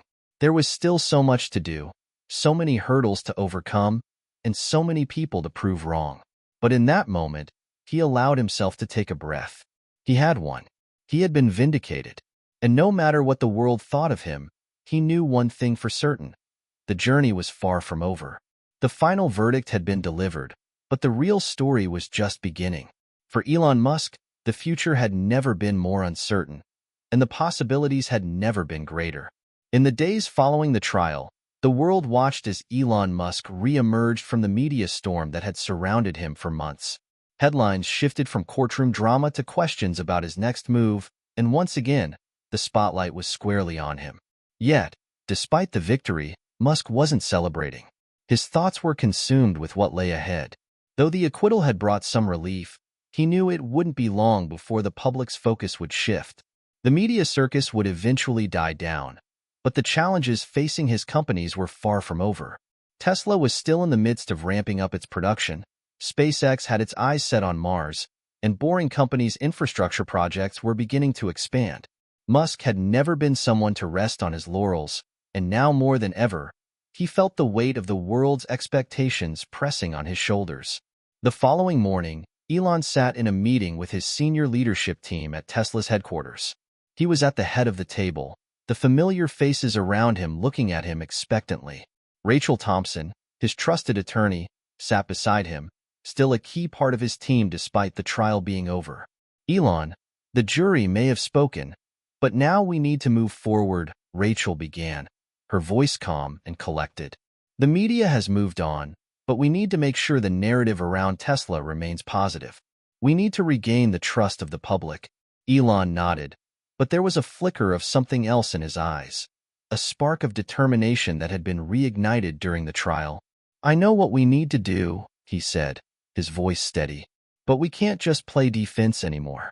We need to disrupt again. We need to show the world that we're not just here to make electric cars, we're here to change the future. There was a brief silence around the table as everyone absorbed his words. You want us to push harder, faster? One of the senior engineers asked, his voice laced with curiosity. Elon stood up, pacing the room. Not harder, faster, smarter. We've done a lot, but we're just getting started. We need to focus on the next generation battery tech, autonomous driving, and sustainable energy solutions. We have the tech, we have the infrastructure, and now we need to scale it like never before. Rachel gave him a knowing look. And the press? They're still going to be watching, especially after all the attention from the trial. Elon stopped pacing and turned toward her, his eyes intense. Let them watch. It's time to prove that Tesla is more than just a car company. We're changing the entire energy landscape. If the media wants to make headlines, let them report on that. Later that afternoon, Elon took a break from meetings and made his way to the SpaceX headquarters in Hawthorne, California. The tension of the trial had been replaced by the weight of ambition. SpaceX's mission to colonize Mars loomed large on the horizon, and it was something Elon believed could change humanity forever. He walked into the control room where his team was preparing for the next round of rocket tests. The engineers and scientists, many of whom had worked alongside him since the early days of SpaceX, greeted him with enthusiasm. Elon, one of the lead engineers, called out, "We're getting ready for the Falcon Heavy launch, and we've made some significant improvements to the boosters. We're aiming for a higher payload capacity, and the latest software upgrades are looking good." Musk smiled faintly, a sense of pride welling up in his chest. Good work. But remember, we're not just aiming for the moon. We're aiming for Mars. Keep pushing the envelope. The room fell silent for a moment as everyone absorbed his words. The weight of Musk's vision had always been heavy, but there was something in the air now, a sense of unity, of purpose. We're ready, another engineer said. The next test will be critical. We're hoping to achieve full reusability with this Falcon Heavy, and that'll be a huge step toward making space travel more affordable and sustainable. Elon looked around the room, his mind working at 100 miles per hour. He knew they were on the brink of something monumental. Reusability is key. It's the future. We're not just building rockets, we're building a way for humanity to thrive beyond Earth. The days following the trial were filled with a flurry of activity. Tesla accelerated its production of electric vehicles and energy products, SpaceX continued refining its rockets, and Musk's other ventures pressed forward. But despite the success of his companies, there was one thing Elon couldn't shake: the gnawing feeling that his journey was just beginning. As the weeks passed, Elon began making plans for a series of public announcements. He wanted to shift the focus back to what mattered most: the innovation and breakthroughs his companies were working on. He didn't want to be defined by the courtroom drama or the media circus. He wanted to be remembered for changing the world, not for defending himself against accusations. One evening, as he sat in his office overlooking the sprawling Tesla factory, Elon made a decision. He would host a global event, a launch that would reveal Tesla's next big step in sustainable energy, a breakthrough that would not only push the envelope but also set the tone for the next phase of his career. He had been toying with the idea of unveiling a new line of solar products that would revolutionize how homes and businesses harness renewable energy. The future of Tesla wasn't just about cars. It was about creating an ecosystem that would allow for sustainable living on a global scale. The idea was to integrate electric vehicles with solar energy, creating a seamless energy experience for customers. Musk had always been fascinated by the idea of energy independence, and now, more than ever, he was determined to make that vision a reality. The day of the announcement arrived. The venue was packed with reporters, industry leaders, and influencers. The stage was set for a new era, and Musk stood backstage, his heart racing with excitement and nerves. This was the moment he had been preparing for. When it was time, he walked out onto the stage to a round of applause, but his mind was focused solely on the task at hand. As he approached the microphone, he looked out at the sea of faces and smiled. "We've come a long way," he began, his voice steady. "But we're not stopping here. Today, we're unveiling something that will change the world. A new way for homes, businesses, and even entire communities to generate, store, and use sustainable energy. We're not just building electric cars. We're building a future that's cleaner, greener, and more sustainable for everyone." He gestured toward a sleek new solar product that had been kept under wraps until now, an integrated solar roof panel system that was not only more efficient but also more affordable than anything currently on the market. "This," Musk said, "is the future of energy. And it's just the beginning." The crowd erupted into applause, but Elon knew this was just one step toward achieving his greater goal. His vision was bigger than Tesla, bigger than SpaceX. It was about reshaping humanity's relationship with the planet and with the cosmos. It was about a future that no longer depended on fossil fuels and instead relied on sustainable energy for everything. Elon Musk had faced the trial of his life, and he had come out on top. But as he looked to the future, he knew this was just another chapter in the journey, a journey that would continue to push the boundaries of what was possible. And this time, the world would be watching closely. The weeks following Elon Musk's big announcement were a whirlwind. His unveiling of Tesla's revolutionary solar roof panels had taken the world by storm. Headlines were filled with praise for his vision and the boldness of his commitment to sustainability. Musk was back on top, but he knew all too well that the spotlight could be both a gift and a curse. Tesla's stock surged, and SpaceX was moving forward with new developments. Yet despite the public success, behind the scenes, there were countless hurdles to overcome. The trial had been draining, both emotionally and mentally, but the real work, the relentless pursuit of a new and better world, was far from over. Elon knew that his companies were poised to revolutionize multiple industries, but they needed to keep pushing boundaries, keep innovating. He had a vision, and now it was time to fully execute it. Late one night, in a small meeting room at SpaceX, Elon sat across from a group of engineers, deep in discussion about a new project he had been pushing for months, the Starship prototype. SpaceX had made remarkable strides with its Falcon rockets, but the vision for Mars was still a long way off. To get there, they needed a spacecraft that could carry both crew and cargo, and it had to be reusable. "Starship is our ticket to Mars," Elon said, his voice calm but determined. "If we don't succeed here, we'll never get to the next level. This needs to be perfect, not just for us, but for the future of humanity." One of the engineers, a young woman named Sarah, spoke up. "We're pushing the design limits, Elon, but there are some concerns with the heat shields for reentry. We're still testing different materials, and the pressure to get this right is immense." Elon nodded thoughtfully. "I know the risks, but we can't let fear of failure stop us. We've been pushing limits our whole careers. If we're going to get to Mars, we need to start thinking differently. These shields, the reusability, the propellant, it's all part of the future we're building." Sarah hesitated, but then continued, "You're right. But we need to ensure our tests don't jeopardize our timeline." Elon leaned forward, his expression resolute. "I'm not in this for timelines. I'm in this to get humanity to Mars. Take the time you need, but let's make it happen." The conversation shifted to other aspects of the Starship development.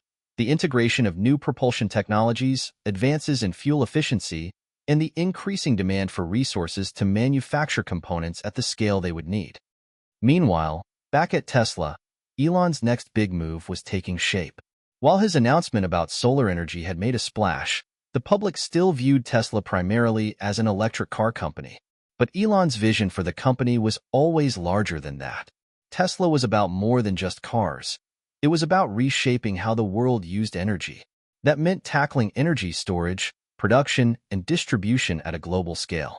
He met with senior executives from Tesla's energy division the next morning, ready to discuss their next steps. "We've got a huge opportunity here," Elon began, pacing around the table.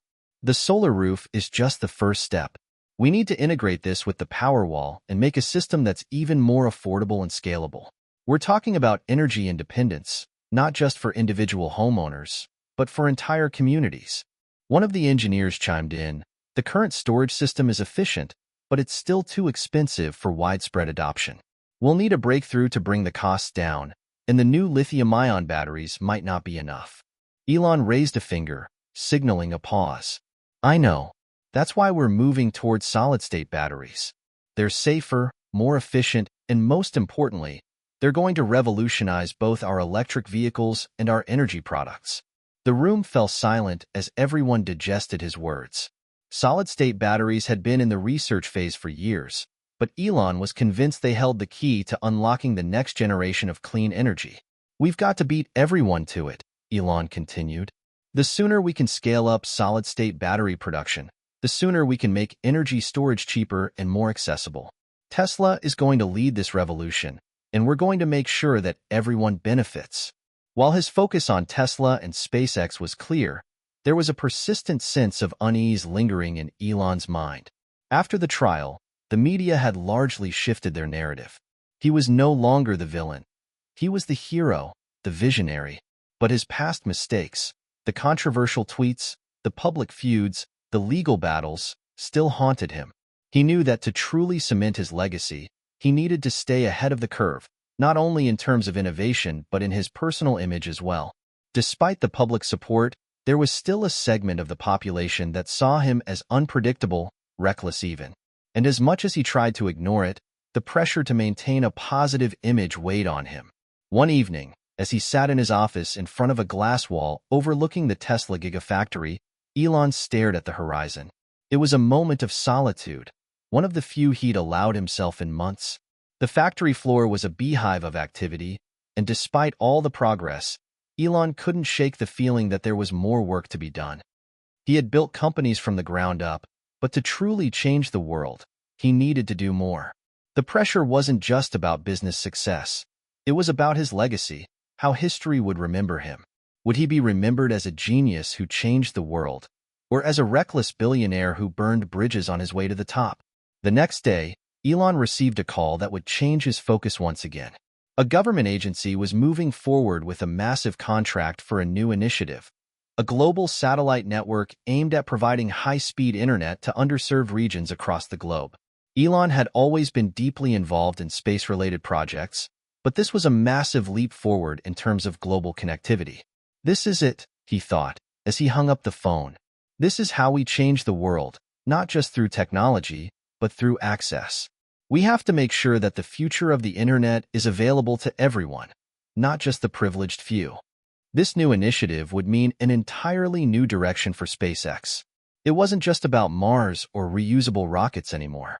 Now, the company had the opportunity to become a major player in global communication, a new layer of innovation that could fundamentally alter how people interacted with the digital world. The scope of the project was vast, and the stakes were higher than ever. The road ahead was anything but certain, but Elon Musk had always thrived in the face of uncertainty. And as the next phase of his career began to unfold, he knew one thing for sure: the best was yet to come.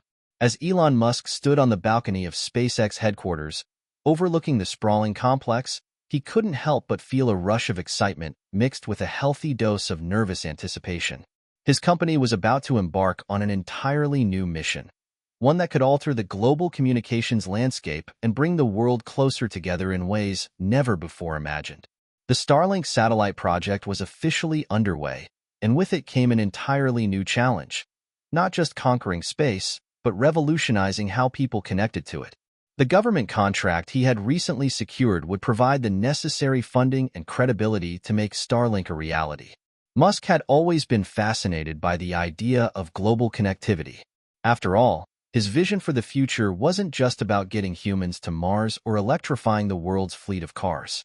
It was about ensuring that everyone, no matter where they lived, had access to the tools and technology that would propel humanity forward. And the internet was at the core of that vision. But getting Starlink off the ground wouldn't be easy. The satellite internet industry was already saturated with major players, and SpaceX was entering a competitive field with high stakes. Many industry experts had doubts, questioning whether SpaceX could truly create a reliable, global network of satellites. Musk knew that to succeed, they would need to think outside the box. They would need to innovate in ways no one had imagined before. In the early days of Starlink's development, Elon worked tirelessly with his team of engineers to overcome the massive technical hurdles ahead. The concept was simple: a constellation of small, low-Earth orbit satellites that could provide high-speed internet access to every corner of the world. The challenge, however, was in the execution. SpaceX had to develop an entirely new satellite architecture, optimize the launch process, and ensure that these satellites could work together seamlessly to deliver fast, uninterrupted service. Elon wasn't used to taking things slowly. He was a man of action, constantly pushing his team to achieve the impossible. But when it came to Starlink, there was no room for failure. These satellites would have to function reliably, even in the harsh conditions of space. "I don't care how hard it gets," Elon said during one of the project's earliest meetings. "We've done the impossible before. We'll do it again. The future of the world depends on this." The engineers nodded, inspired by his unwavering determination. Months passed, and SpaceX successfully launched its first batch of Starlink satellites. It was a huge milestone, but Elon knew that this was just the beginning. The real test would come when they tried to deploy the constellation at full scale. They needed thousands of satellites to provide the global coverage that was essential for Starlink's success. Every day, the launch schedule grew more intense. The world watched as SpaceX sent dozens of rockets into orbit, each one carrying a batch of satellites designed to expand the network. With each successful launch, Elon's confidence grew. The technical challenges were vast, but the team was determined to solve them. One evening, as he sat in his office, Elon reviewed the progress of Starlink. The results were promising.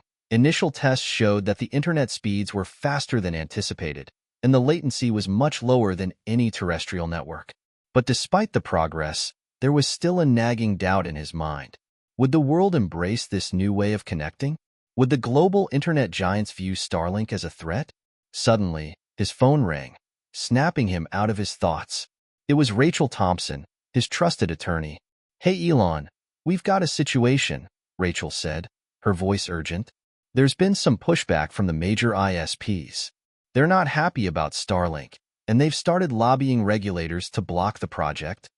Elon sighed, rubbing his temples. "I should have expected this. We knew the competition wouldn't just sit idly by while we try to change the game." Rachel continued, "They're raising concerns about market disruption, and some are even arguing that Starlink could monopolize internet access in certain regions. We need to be prepared for a legal battle." Elon leaned back in his chair, his mind racing. He had expected some resistance, but he hadn't anticipated just how fierce it would be. The stakes were higher than ever. This wasn't just a business venture. It was a fight for the future of the internet. The legal battle over Starlink was inevitable, and it soon became a full-fledged war. The major ISPs launched a campaign to discredit the project, claiming that Starlink's potential to dominate the internet market could harm consumers and restrict competition. Musk, however, was undeterred. He knew that Starlink's ability to provide fast, affordable internet to underserved regions around the world was a game-changer, and he wasn't about to let anyone stand in the way of that mission. To fight back, Elon took a more direct approach. He began speaking publicly about the potential for Starlink to close the digital divide, emphasizing the benefits of satellite internet for rural and remote areas that had been ignored by traditional ISPs. In a passionate op-ed he wrote for a major news outlet, Musk explained his vision for Starlink as a force for good, highlighting how the network could empower millions of people with access to education, healthcare, and business opportunities. "Starlink isn't just about making profits," Elon wrote. "It's about making sure that every person on this planet can access the information they need to thrive. We're here to serve the underserved, to reach the unreachable, and to create a future where everyone has equal access to the tools of innovation. The op-ed went viral, and soon, public support for Starlink surged. People who had been frustrated with their slow or non-existent internet connections began to see Musk's satellite network as a lifeline.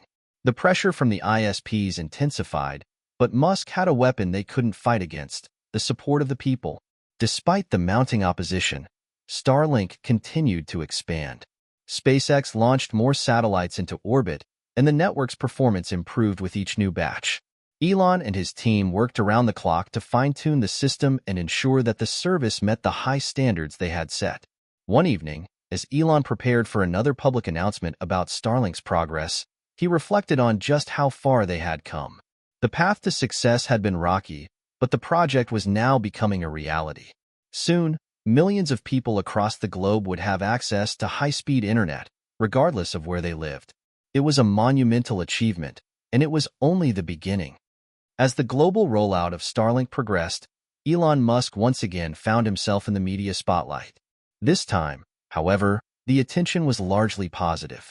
Critics were starting to see the potential of the project, and even some of the major ISPs began to change their tune, acknowledging that competition could drive innovation in the industry.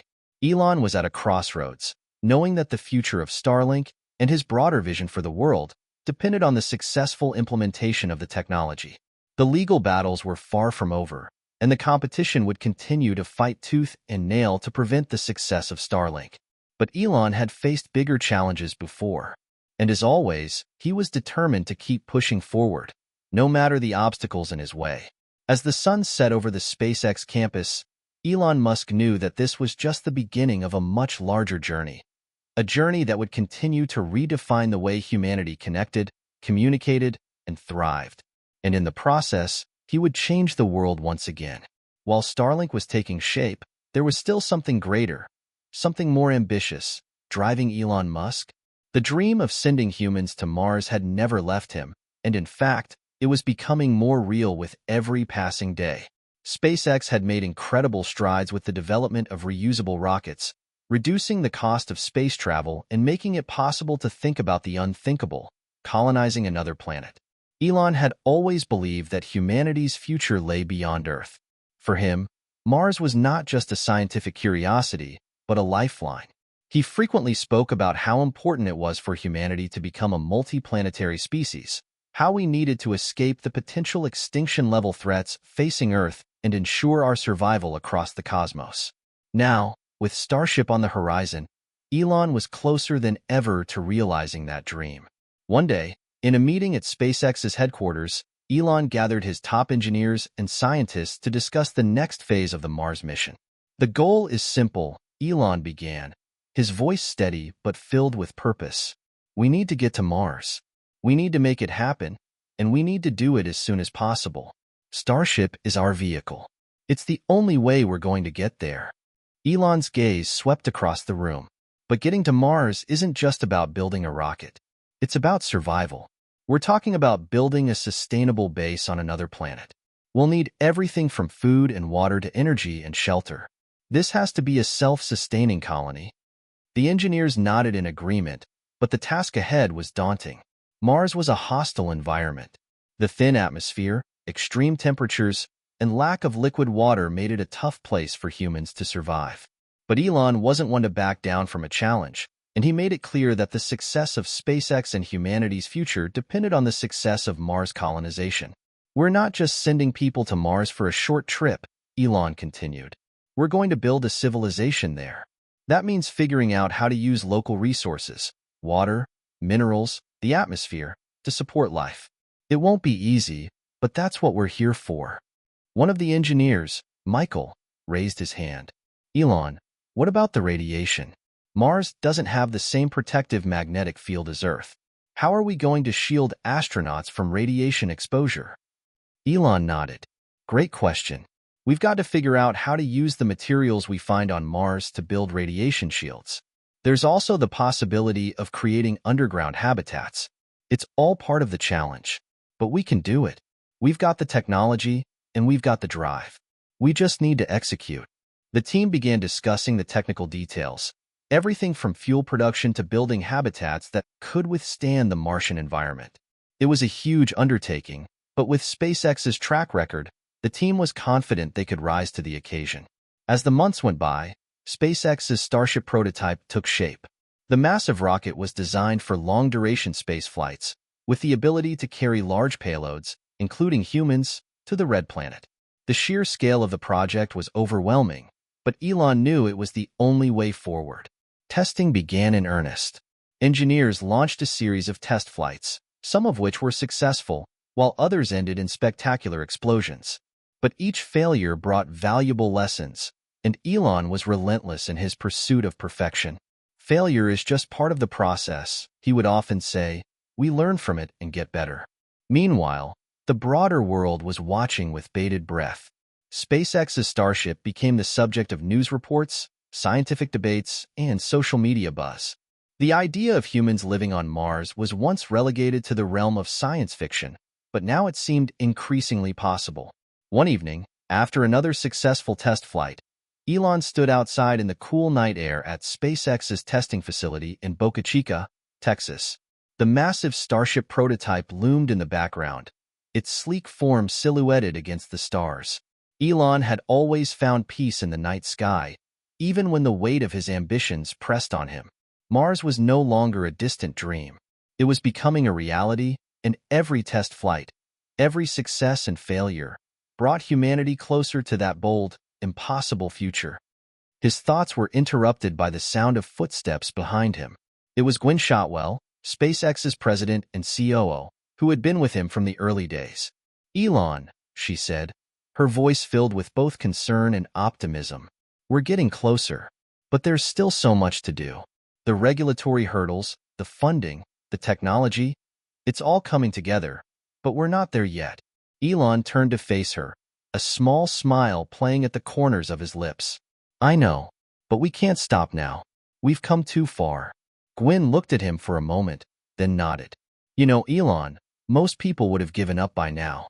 But you're different. You see things others can't." Elon's gaze returned to the horizon, where the distant lights of the SpaceX facility stretched out into the night. "I don't see anything others can't," he said quietly. "I just see what's possible, and I'm going to make it happen." Despite the technical and financial challenges ahead, Elon's resolve was unwavering. SpaceX had already achieved so much with reusable rockets, and now, the goal of sending humans to Mars was within reach. Every day, the Starship project moved forward, with engineers working tirelessly to refine every aspect of the design. Elon continued to push the envelope, constantly innovating and making bold decisions. He was asked frequently about when humans would finally set foot on Mars, and while he never gave a firm timeline, Elon was adamant about one thing: it would happen. In his mind, there was no question. Humanity's future was off-planet, and Mars would be the first stepping stone to that future. As the months turned into years, and as Starship's development continued to progress, the world began to believe in Musk's vision for Mars. He had faced down legal challenges, financial hurdles, and technical failures, but his drive had never wavered. And now, SpaceX was on the verge of achieving something that would change the world forever. Elon Musk's Mars dream was no longer just a dream. It was becoming a reality, and nothing was going to stop him.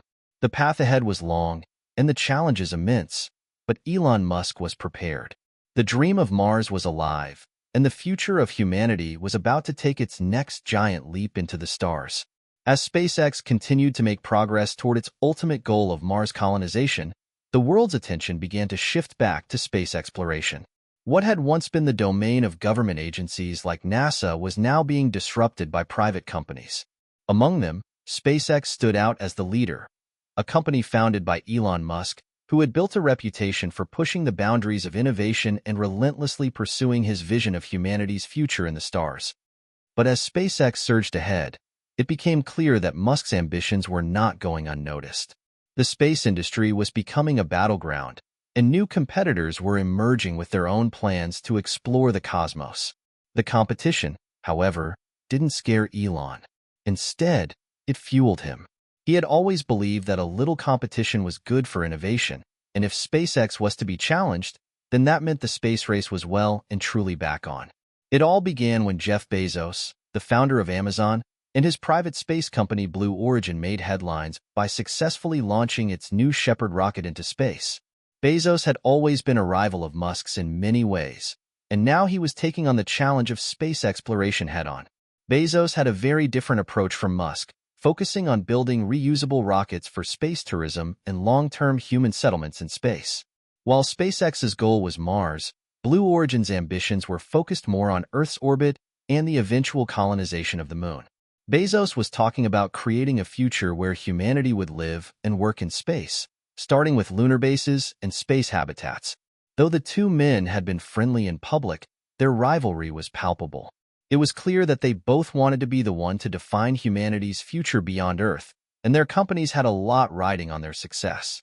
As Musk read the latest news about Blue Origin's success, he couldn't help but feel a mix of admiration and competitive fire. Bezos' success was undeniable, but Musk wasn't about to let anyone outpace him.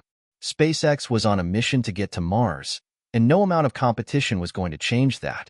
"We've got to push harder," Elon said in a meeting with his team. "Bezos has made his move. Now it's our turn."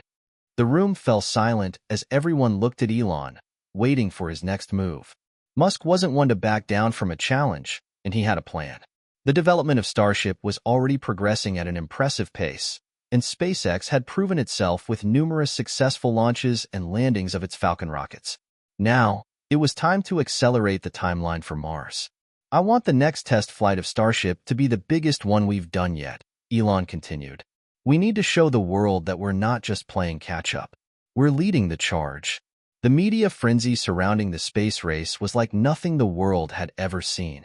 The rivalry between Musk and Bezos dominated the headlines, with both men pushing their companies to new heights.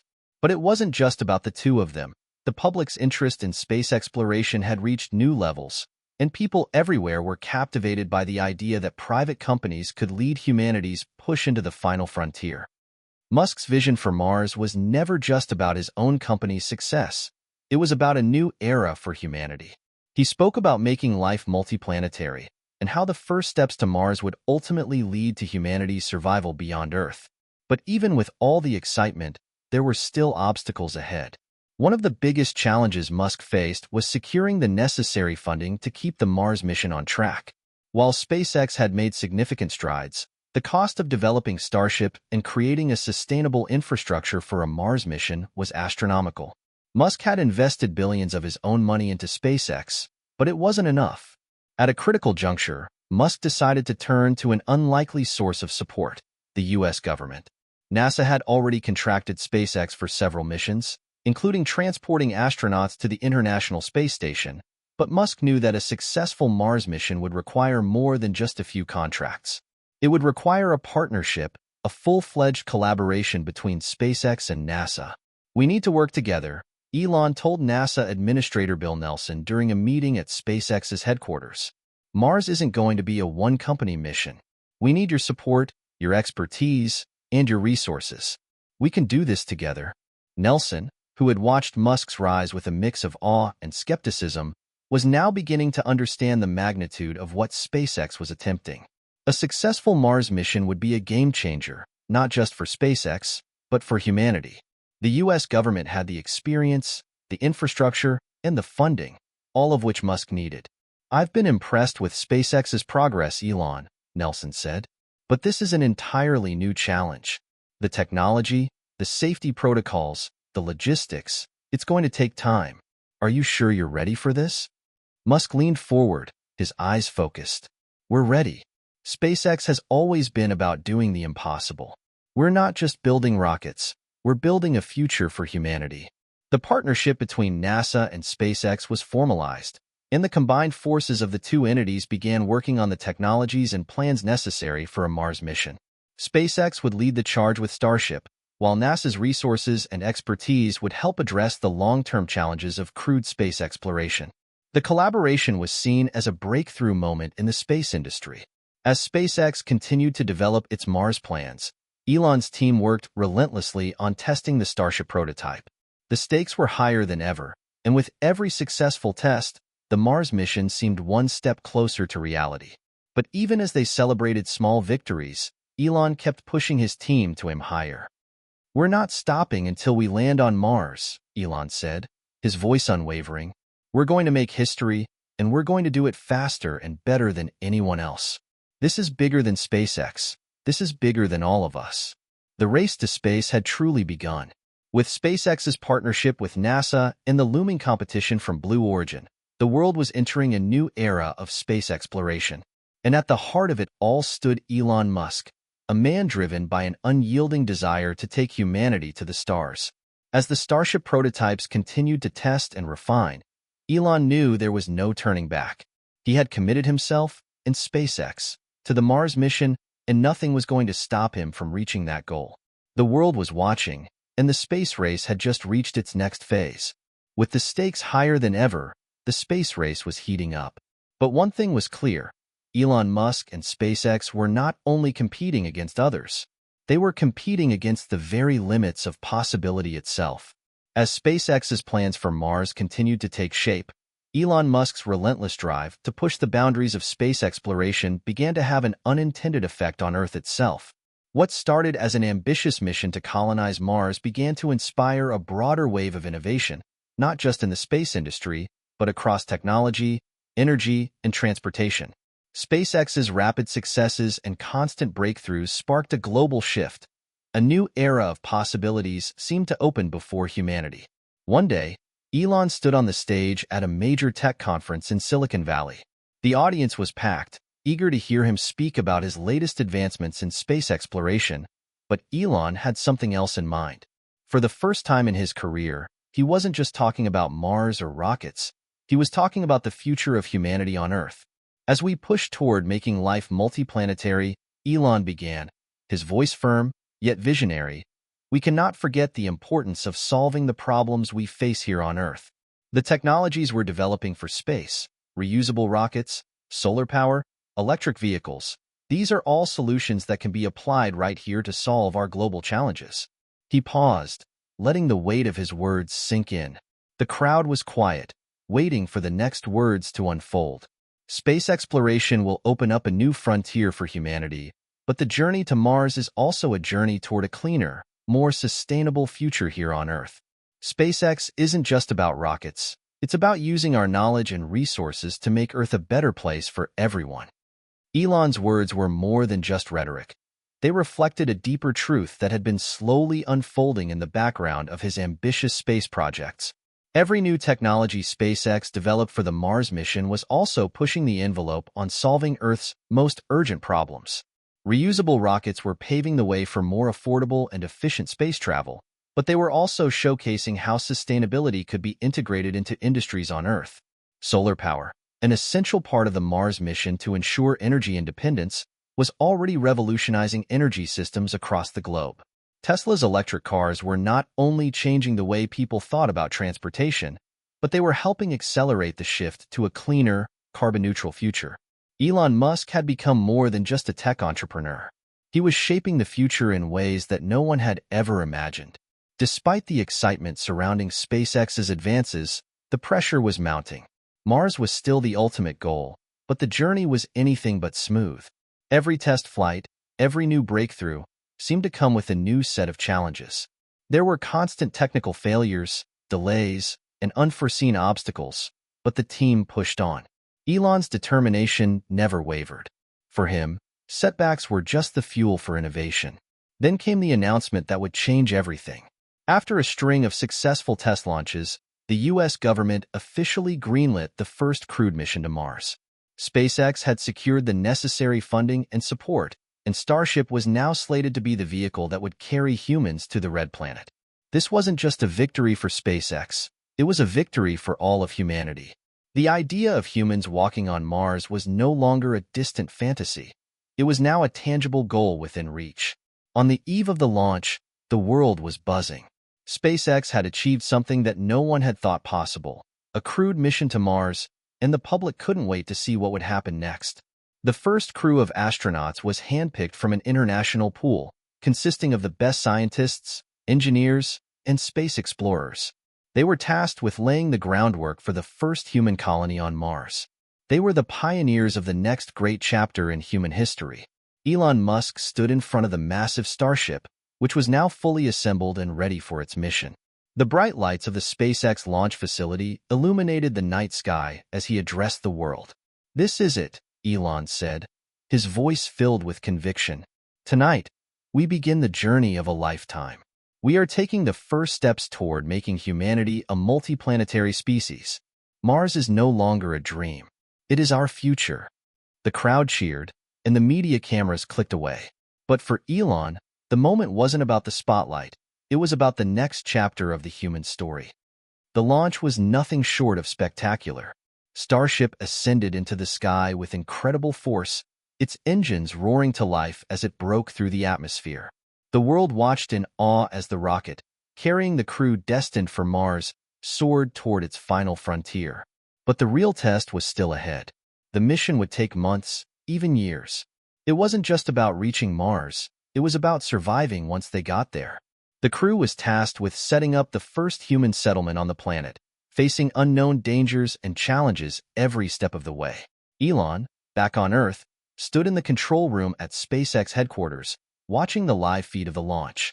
His heart raced, but his mind was calm. This was the moment he had been working toward for decades. It was the culmination of his life's work and the beginning of humanity's journey to the stars.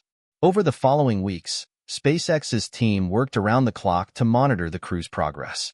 The Starship was functioning perfectly, and the astronauts were adjusting to the grueling journey. But it wasn't just the mission to Mars that was on Elon's mind. He had an eye on the bigger picture, the future. He knew that the success of this mission would set the stage for something even greater. The future of space exploration, the colonization of other planets, and the potential for humanity to become a species that truly lived among the stars. But even more importantly, he saw the potential for space exploration to transform life on Earth. The technologies developed for Mars could be applied to tackle some of humanity's most pressing problems: climate change, energy sustainability, and the search for new resources. It was a vision of the future where space exploration didn't just benefit the few, but all of humanity.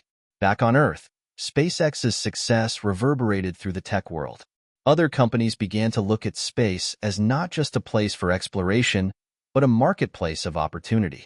Space tourism took off, with companies like Blue Origin and Virgin Galactic taking people on suborbital flights, giving them a glimpse of the Earth from space.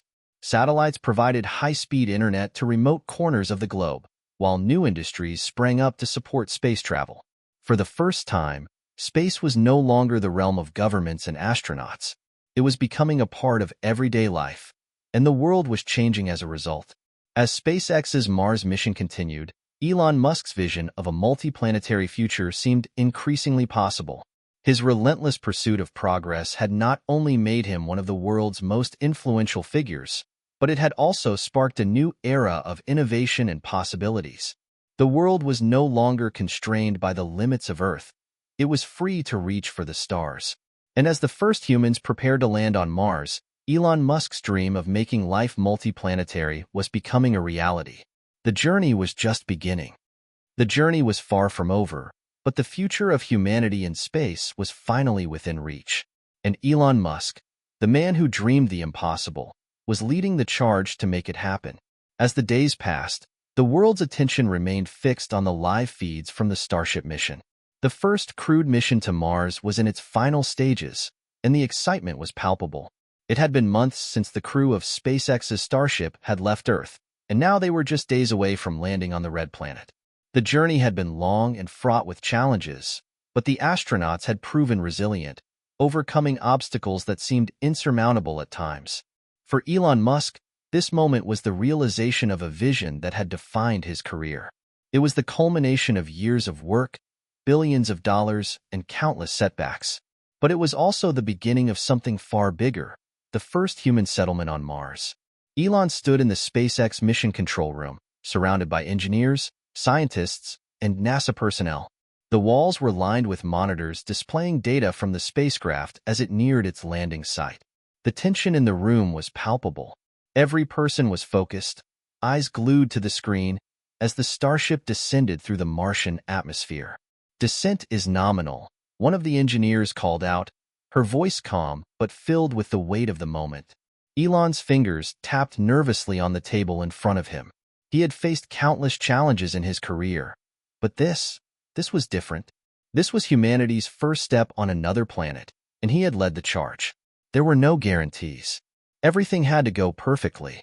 A soft beep echoed through the room, followed by a moment of silence. Touchdown in T-minus 10 seconds, another engineer announced. Elon's heart raced. He could feel the weight of history bearing down on him. This moment wasn't just about SpaceX. It was about the future of humanity. His eyes flickered between the monitors, waiting for the inevitable. The world was watching as the first humans set foot on Mars. The astronauts in the Starship had completed their final approach, and the ship's massive thrusters fired in a controlled descent.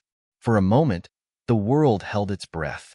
Then, the announcement came. Starship has landed. We are officially on Mars.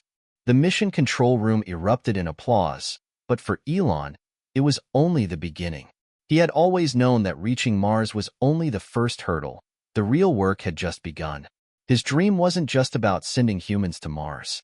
It was about creating a sustainable colony, a place where humans could thrive, not just survive. The astronauts exited the spacecraft, their spacesuits gleaming against the backdrop of the barren Martian landscape. The cameras captured every moment, broadcasting it live to billions of people around the world. As the first astronaut stepped onto Martian soil, the entire world cheered. "Houston, we've arrived," the astronaut said, his voice crackling over the communication link. Back on Earth, people watched in awe. News outlets from every corner of the globe were covering the historic moment. It wasn't just about SpaceX or Elon Musk anymore. It was about humanity's future in space. The mission marked the beginning of a new era, one where humans weren't just limited to Earth but were taking their place among the stars. For years, the idea of human settlement on Mars had been relegated to science fiction. Now it was real. But even as the excitement spread across the globe, the reality of the situation began to set in. Mars was not an easy place to live. The astronauts had just landed, but the true test was ahead. They were on a planet where the conditions were hostile, and every day would be a struggle for survival. The initial plans had been clear. The crew would establish a base, set up life support systems, and begin the long process of terraforming the Martian environment. They would work to grow food, generate power, and prepare for the eventual expansion of the colony. It wasn't just a mission of exploration. It was the beginning of human life on another planet. Back in the mission control room, Elon Musk turned to his team. "We've made it this far," he said, his voice steady but filled with emotion. "Now we push forward. The real work starts tomorrow." He had always known that the road to Mars would be difficult, but it was the challenge that had driven him. And now, standing on the threshold of this new frontier, he couldn't help but feel the weight of the responsibility. The astronauts on Mars were carrying more than just the hopes of SpaceX. They were carrying the hopes of an entire species. Their success would determine not just their survival, but the future of humanity. As the first night on Mars passed, the astronauts settled into their base, the sounds of their life support systems humming in the background. They had a long road ahead of them, but they were committed. The base was small, just a handful of interconnected modules designed to protect them from the harsh Martian environment. There were no luxuries, no comforts. It was raw, basic survival. But for Elon Musk, it was everything he had dreamed of. It wasn't just about surviving on Mars. It was about thriving there, building a new society, and ensuring that humanity would have a future beyond Earth. Elon stood at the window of his office, looking out at the stars. The world had changed in ways that were hard to comprehend, but one thing was certain.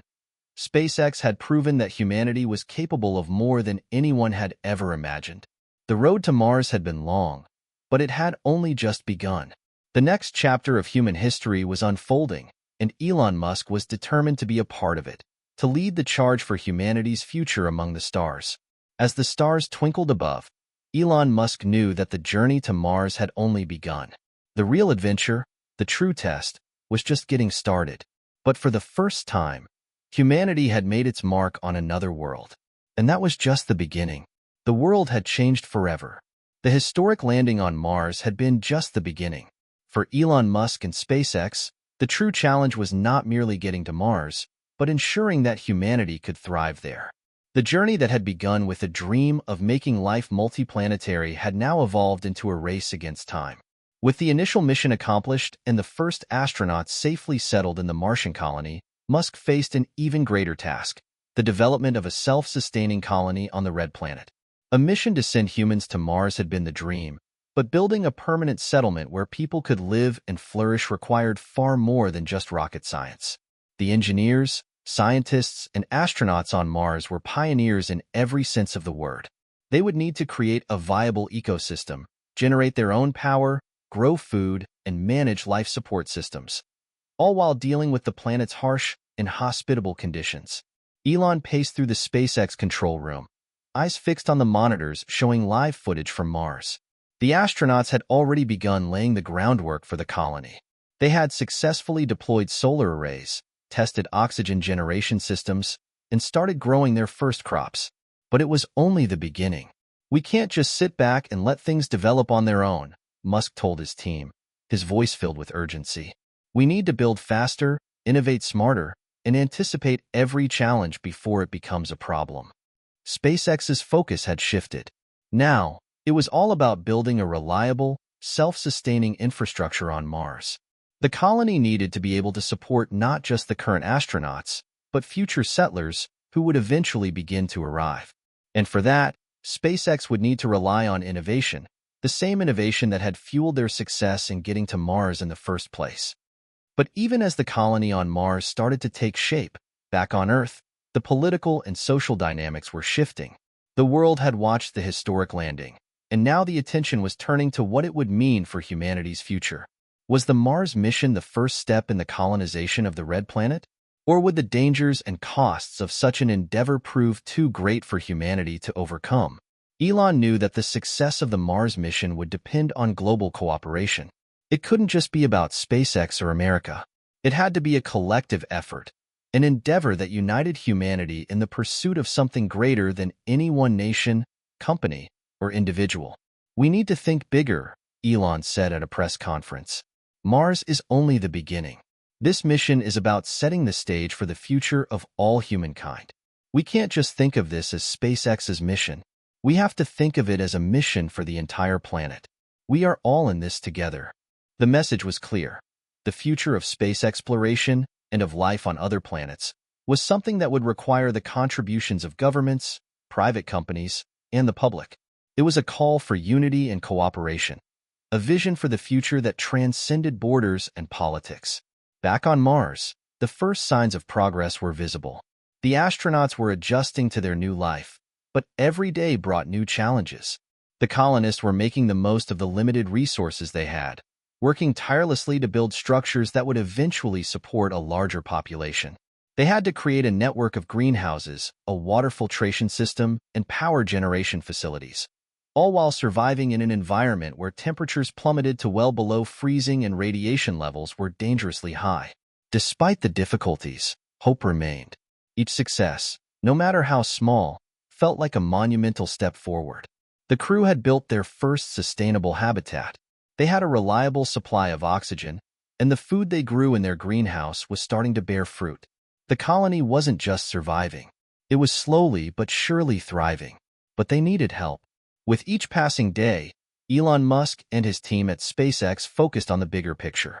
The mission to Mars was a success, but the future would require even greater feats of engineering, resourcefulness, and vision. They began planning for the next phase of colonization, sending more settlers, building larger habitats, and establishing a more permanent infrastructure. But the obstacles were immense. SpaceX had the technology, the ingenuity, and the resources, but it needed something else: time. The engineers and astronauts on Mars were working around the clock to overcome the challenges of living on a planet that was so different from Earth. But the reality was that there were still many hurdles to overcome. Supplies from Earth were essential for the colony's survival, and maintaining a consistent supply of food, water, and fuel was a constant concern. It wasn't just about sending people to Mars. It was about ensuring that they could live there sustainably for years, even decades. Elon's ambition for a self-sustaining Mars was still years away. But as the colony expanded and new systems were developed, the dream of making humanity a multiplanetary species seemed more attainable than ever before. Back on Earth, SpaceX continued to innovate and push boundaries. The company was now leading the charge for not just space travel, but for the future of human civilization. Tesla's energy solutions, including solar power and electric vehicles, were helping reduce humanity's reliance on fossil fuels. SpaceX's reusable rocket technology was changing the landscape of space exploration, making it more affordable and efficient.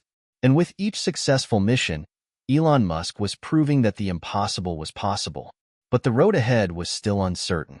Critics, politicians, and skeptics questioned the long-term feasibility of Mars colonization. Some argued that the resources required for a permanent settlement on Mars could be better spent solving problems here on Earth. Others wondered if humanity was truly ready to take on the monumental task of colonizing another planet. Elon's answer was always the same: we can't afford to wait. The future of humanity depends on it. We must take the first steps now, or we risk waiting too long. As the first wave of settlers arrived on Mars, Elon Musk's vision continued to shape the future. The world watched as humanity began to make its mark on another planet, and the question of what it meant to be human and to live among the stars was no longer an abstract thought. It was reality. The legacy of the Mars mission would be one of perseverance, ambition, and unity. Elon Musk had started with a simple idea: to make life multiplanetary. But what he had created was something far more profound. A new chapter in human history, a future where humanity's place in the universe was no longer confined to Earth. And as the colony on Mars continued to grow, one thing became clear: humanity's story was just beginning. The Red Planet was now home to the next generation of explorers, innovators, and dreamers, and they were ready to take on the universe. Hit subscribe and leave a comment with where you're watching from. Do you believe Mars is the key to humanity's future? How do you think space exploration will change the way we live on Earth? Let us know your thoughts below. As the settlers gazed up at the Martian sky, they knew their journey had only just begun. The future was bright and full of possibilities,